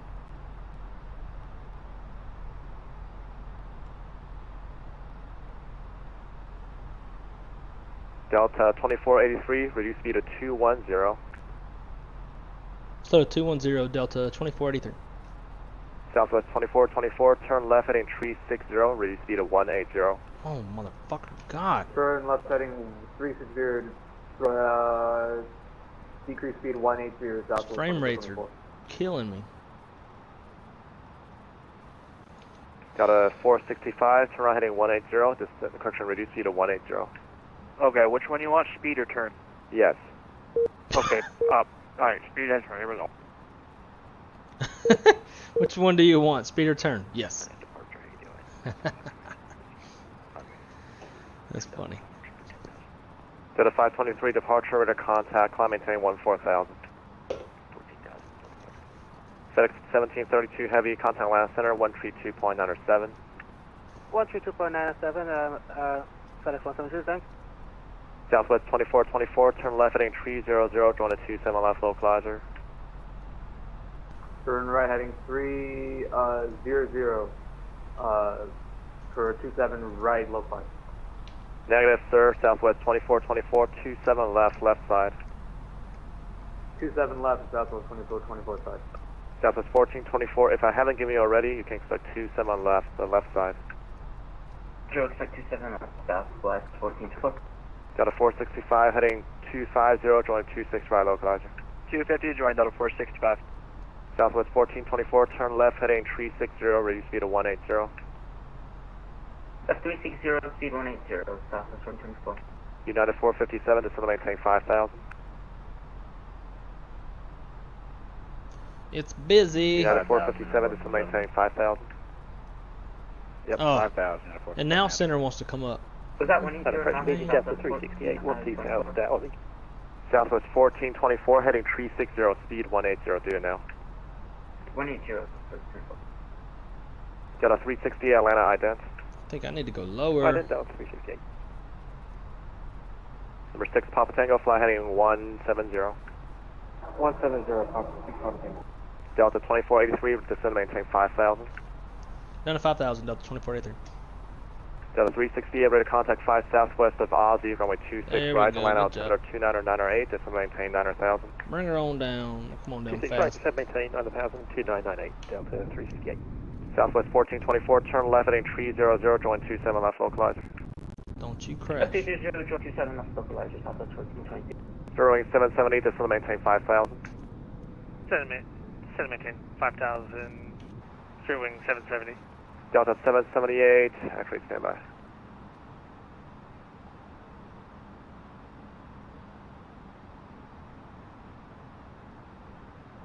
There's look at this shit. Look at all these airplanes. There's 465 in front of me. These guys. Oh, Volanta's killing my frames. Delta 778, contact Atlanta Center on 132.907. He'll give you vectors for a descent.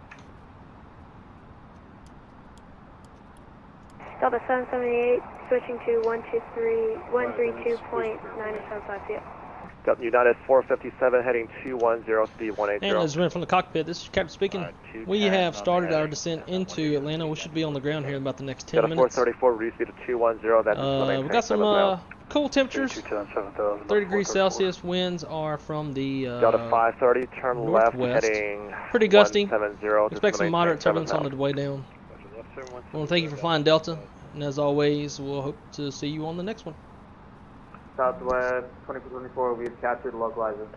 Okay, I can see that. Southwest 2424, you are 2 miles from Grumpy. Third ILS, runway 27 left approach. Maintain 180 knots until depot. Got some couple temperatures. 3 island approach to 27 left, maintain 180 knots until depot. Got a 465, just to maintain 4,000, and you're a mile from Bamboo, cleared ILS 26 right approach. Sorry about that. Yeah, we'll go to 4,000. We can't take the approach from here. We're full scale deflection. Got a 465, turn right heading 360, just to maintain 4,000. Right turn 360, just to maintain 4,000 or 465. United 457, turn right heading 250, just to maintain 4,000, join 26 right localizer. Right turn 250 down to 4,000, good localizer, United 457. Got a 530, you can expect vectors through the final approach course for spacing. Departure, this is Delta 467 with you at 5,000. Zeroing 770, turn left heading 300, join a 27 left localizer, just to maintain 3,000. Turn left heading 300, join the localizer 27 left and descend and maintain 3,000, 0 being 770. Delta 2301, reduce speed to 210, then descend to maintain 3000. 210, then 3000, Delta 2301. Delta 2483, turn right heading 240. 240 on the heading, Delta 2483. Delta 368, fly present heading, descend to maintain, correction, turn left heading 180, descend to maintain 7000. Left heading 180, descend maintain 7000. Good God, the scrolling is unreal. Delta 2301, turn left heading 350. Plus 350, Delta 2301. Delta 467, departure radar contact, climb maintain 14000. Climbing to 14000. This is fucking ridiculous. Number 6, Papa Tango, turn left heading 095. 095, 6 Papa Tango. Delta 2424, towers 119.1. Southwest 1424, 2 miles from Grumpy, cleared hours 27 left approach, 180 knots until depot. 180 knots until depot cleared ILS runway 27 left south towards Central. Delta 465 heading 095. 95, Delta 465. Delta 2301, turn left heading 300, join the 27 left localizer. Plus 300, join your localizer, Delta 20. Southwest 2424, supposed to tune to tower. Southwest 2424, A from towers 191. 191, 0. And we'll go flaps 1. Delta 523, 9.5 center, 132.907. Delta 530, turn right heading 275. Right turn 275. Delta 2483, heading 250, join 265 localizer. Say again on the heading, join the localizer to Delta 2483. A 250 heading. 250 heading, Delta 2483. Number 6, Papa Tango, expect runway 26 right. 26 right. Delta 434, descend to maintain 5000. 5000, Delta 434. Spurring 770, your United 457 over Bamboo, cleared hours 26 right approach, 180 knots to AJ. That was close there. Clear the ILS for 26 right, United 457. United 457, tower AJ 191, sorry about that. That was an asshole thing to say. This dude's Delta fucking... 2483, you are 4 miles from Haynes, maintain 5000 to establish localizer, cleared hours 26 right approach. Maintain 5, cleared for the ILS 26 right, Delta 2483. Delta 530, turn right heading 360. Right turn now 360. Land at Brusher, developed 2352, 5600 for 10,000. Delta 2352, departure radar contact. Delta 434, turn right heading 190. Heading 190, Delta 434. Delta 2352, climb maintain 14000. Yo, this is so realistic. Up to 14, 2352.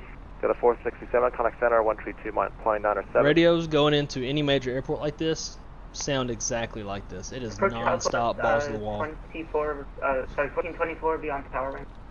Southwest 1424, tower 191. Roger, we'll push over tower southwest. Spurring 770, you're 3 from depot, clear out at 27 left approach, at depot, connect tower 100.1. Cleared ILS 27 left at depot, will contact tower on 19.1, zeroing 770. Delta 368, turn right heading 360. Right heading 368, Delta 368. Delta 2483 at depot, correction, at AJ, count tower 100.1. At AJ over to tower 19.1, Delta 2483. Delta 434, turn right heading 250, reduce speed to 180, join the 26 right localizer. Heading 250, speed 180, join the 26 right localizer, Delta 434. Delta 465, turn right heading 180. 180 to the right, Delta 465. Delta 530, turn left heading Speed, glass up star, Loke. Cool, now we can on both. Delta 434, 3 miles from Haynes, maintain 5000 to establish localizer, cleared ILS 26 right approach, 180 knots to AJ. 5000 to establish, clear ILS 26 right, 180 to AJ, Delta 434. Delta 530, descend to maintain 5000. So maintain 5,000. This approach altitude is 4,000. That's set. Delta 2352, contact land center 132.907. Approach checklist. Briefing's complete. Approach stable by 1,000 feet. ECAM status is checked. Seatbelt on. Minimum's 200 set. Engine NEIs 1 and 2 are on. Altimeters 2998 set. Approach checklist is complete. I'm supposed to do that. 368 is to maintain 5,000. Crossing through 18,000, but I forgot. Maintain 5,000, Delta 368. And there goes flaps 2. Delta 2483 tower at AJ is 19.1. Good day.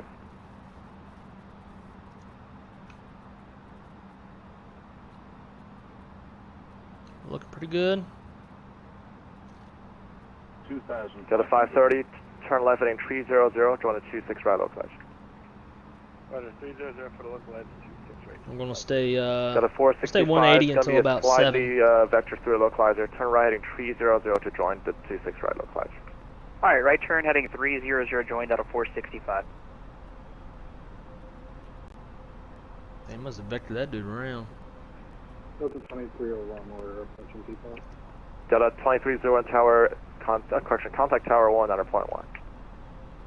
Over to 1901, Delta 2301, thanks for help. Delta.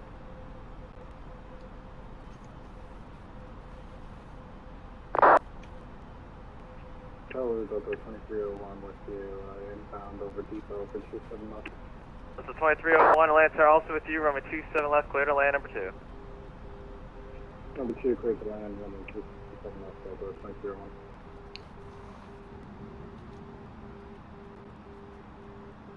Elena Tower, Delta 2483 crossing AJ, ILS 26 right. Delta 2483 tower, good evening, runway 26 right, clear to land. Clear land, runway 26 right, Delta 2483. Man 457, thanks for choosing Atlanta and Bravo 2, hold short 26 left. Wasn't bad choice, shorter 26 left, 9457. The fuck? Alright, there we go. Southwest 1424 at Tango, hold short 27 right. There's 5 miles, we're slowing down to approach speed. Flaps full, landing checklist. Cabin crews advise, auto thrust speed. Auto brakes low, EKMMO, landing all green, landing checklist is complete.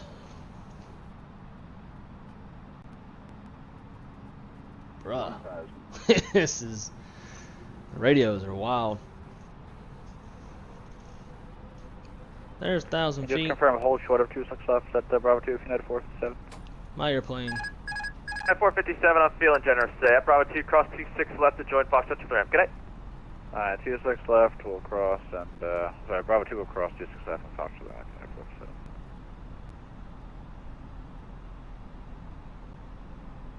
Frame rates aren't the best, but to be expected with all these damn airplanes in overcast layer.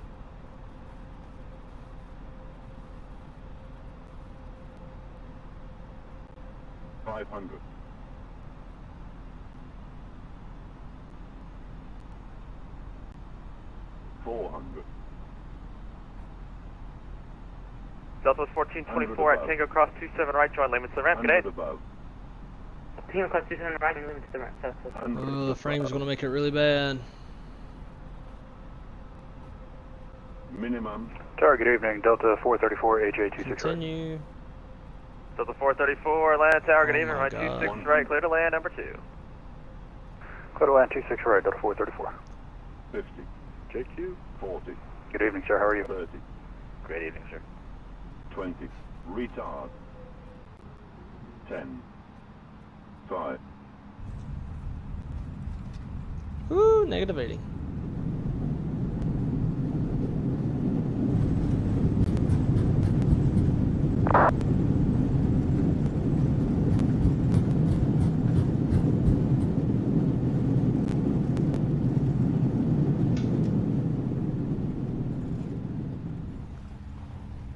Tower to 465, AJ26 right.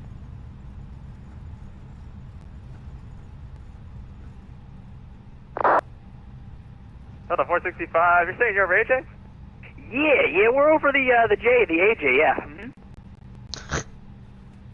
He's in the area, he's a little, you know how he is. Delta 465, continue. Well, listen, I'll monitor approach. Okay, I'll hear him over there, but I had enough of it. But I'm over AJ 26 right. Delta 2483 at Bravo 2, cross 26 left. Echo to the ramp. Good day. Bravo 2, cross 26 left, over to the ramp. 2464, 2483. Thanks. You're almost there. Delta 2301 at Tango, hold short 27 right. Hold short 27 right at Tango, Delta 2301. Atlanta Tower, American 1643, ready to taxi with information mic. American 1643, Tower, happy to hear that. Runway 27 right, awaits via Lima, Juliet, Thank Mike, you, sir. Lima, Charlie. I don't know how, with the shitty as the frame rates were. I'll clean her up. 27 right via Lima, Juliet, Mike, Lima, Charlie, American 1643. Tower, good evening, Delta 530, just crossed AJ, I don't know, we have information, Mike. Delta 530, Atlanta Tower, good evening. You're about 5 miles on trail of an A320 over the numbers from a 26 right, clear to land number 2. Roger, clear land, 26 right, we're number 2. Delta 465, you still here? Yeah, I'm here. What's up? Wonderful, you're about 5 miles on trail of a mad dog on a 5 mile final from a 26 right, clear to land number 2. Alright, clear land 26 right, that'll 465, thanks. Well, I see mad dog. Yeah, bro. Delta 434 is on Bravo 5 going to ramp 2. Delta 434, thanks for choosing Atlanta taxi to the ramp 5, Bravo Victor Echo, good day. Bravo Victor Echo, didn't have much of a choice. My airline's headquartered here. Delta 434, good night. Why are you being forced to be here today?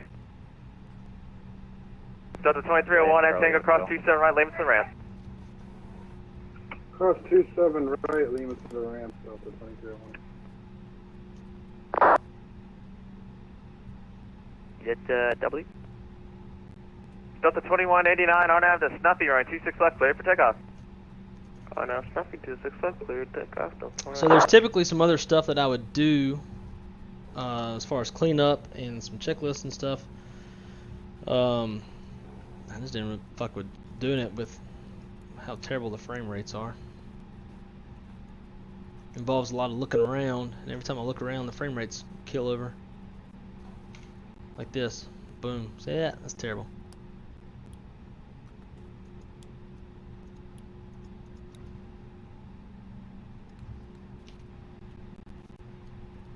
I'd say it's been about 3 minutes. Let's go ahead and shut down. Tower, Delta 434. Oh my god, it's 434, Tower.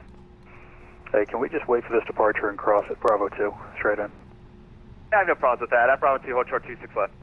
Short 26 left, Bravo 2, Delta 434, thank you. Dude, the frame, this, oh. It's terrible.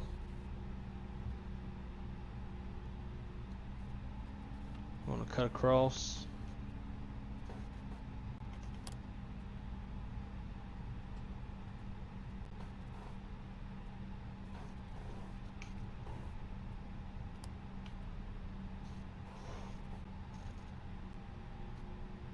Park next to this Delta. Skipping the after landing checklist. You can see why.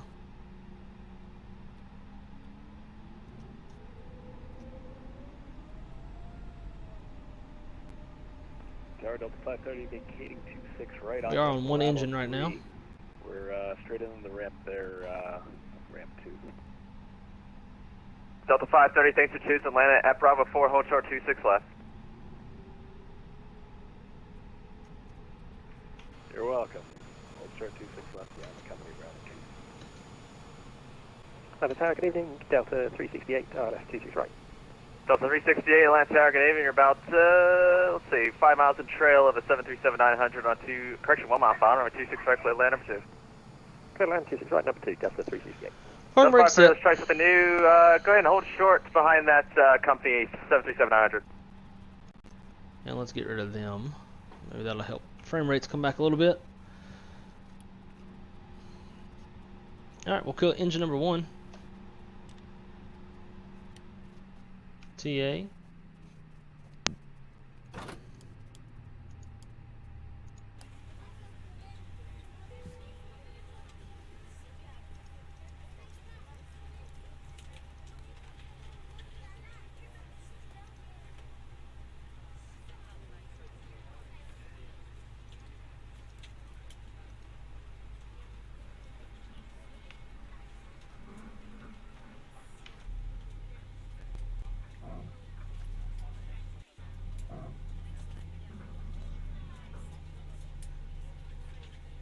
Alright, well guys, because I always forget to do the replay, not that frame rates would probably even allow,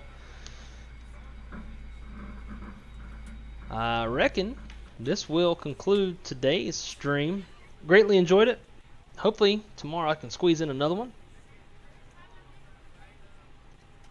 Tomorrow I got to go get a oil change in my truck. Get that taken care of and get to the house, then maybe I can squeeze in another one. Hopefully go somewhere where the frame rates are a hell of a lot better than this shit. This was not even watchable. I should lose subscribers for how bad this one was. But anyways, nonetheless, for all of those folks who came to the stream to hang out and watch and chat with me, I really appreciate it. Had a great time. I guess before we get out of here, let's check our flight report. We know this shit. Our flight time was a little longer. It's about 3 minutes longer than it was supposed to be. This says our landing rate was -118. When I touched down, the overlay picked up -80. So I'm going to go with that. Valanta says... Oh, Valanta says -114. Whatever.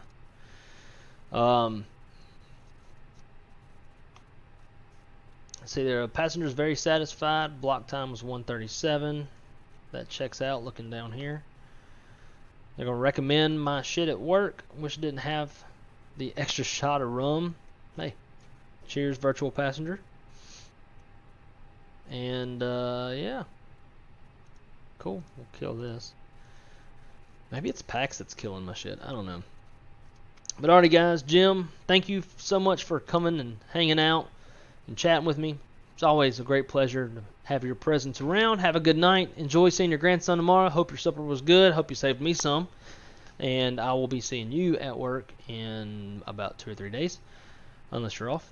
But alright guys, everybody have a great night. And until the next one, oh yeah, you know, all that other shit. Subscribe, like, turn on the notification bell so you can see when I'm going to stream. I have a pretty inconsistent streaming schedule because I work and have a girlfriend, have a life.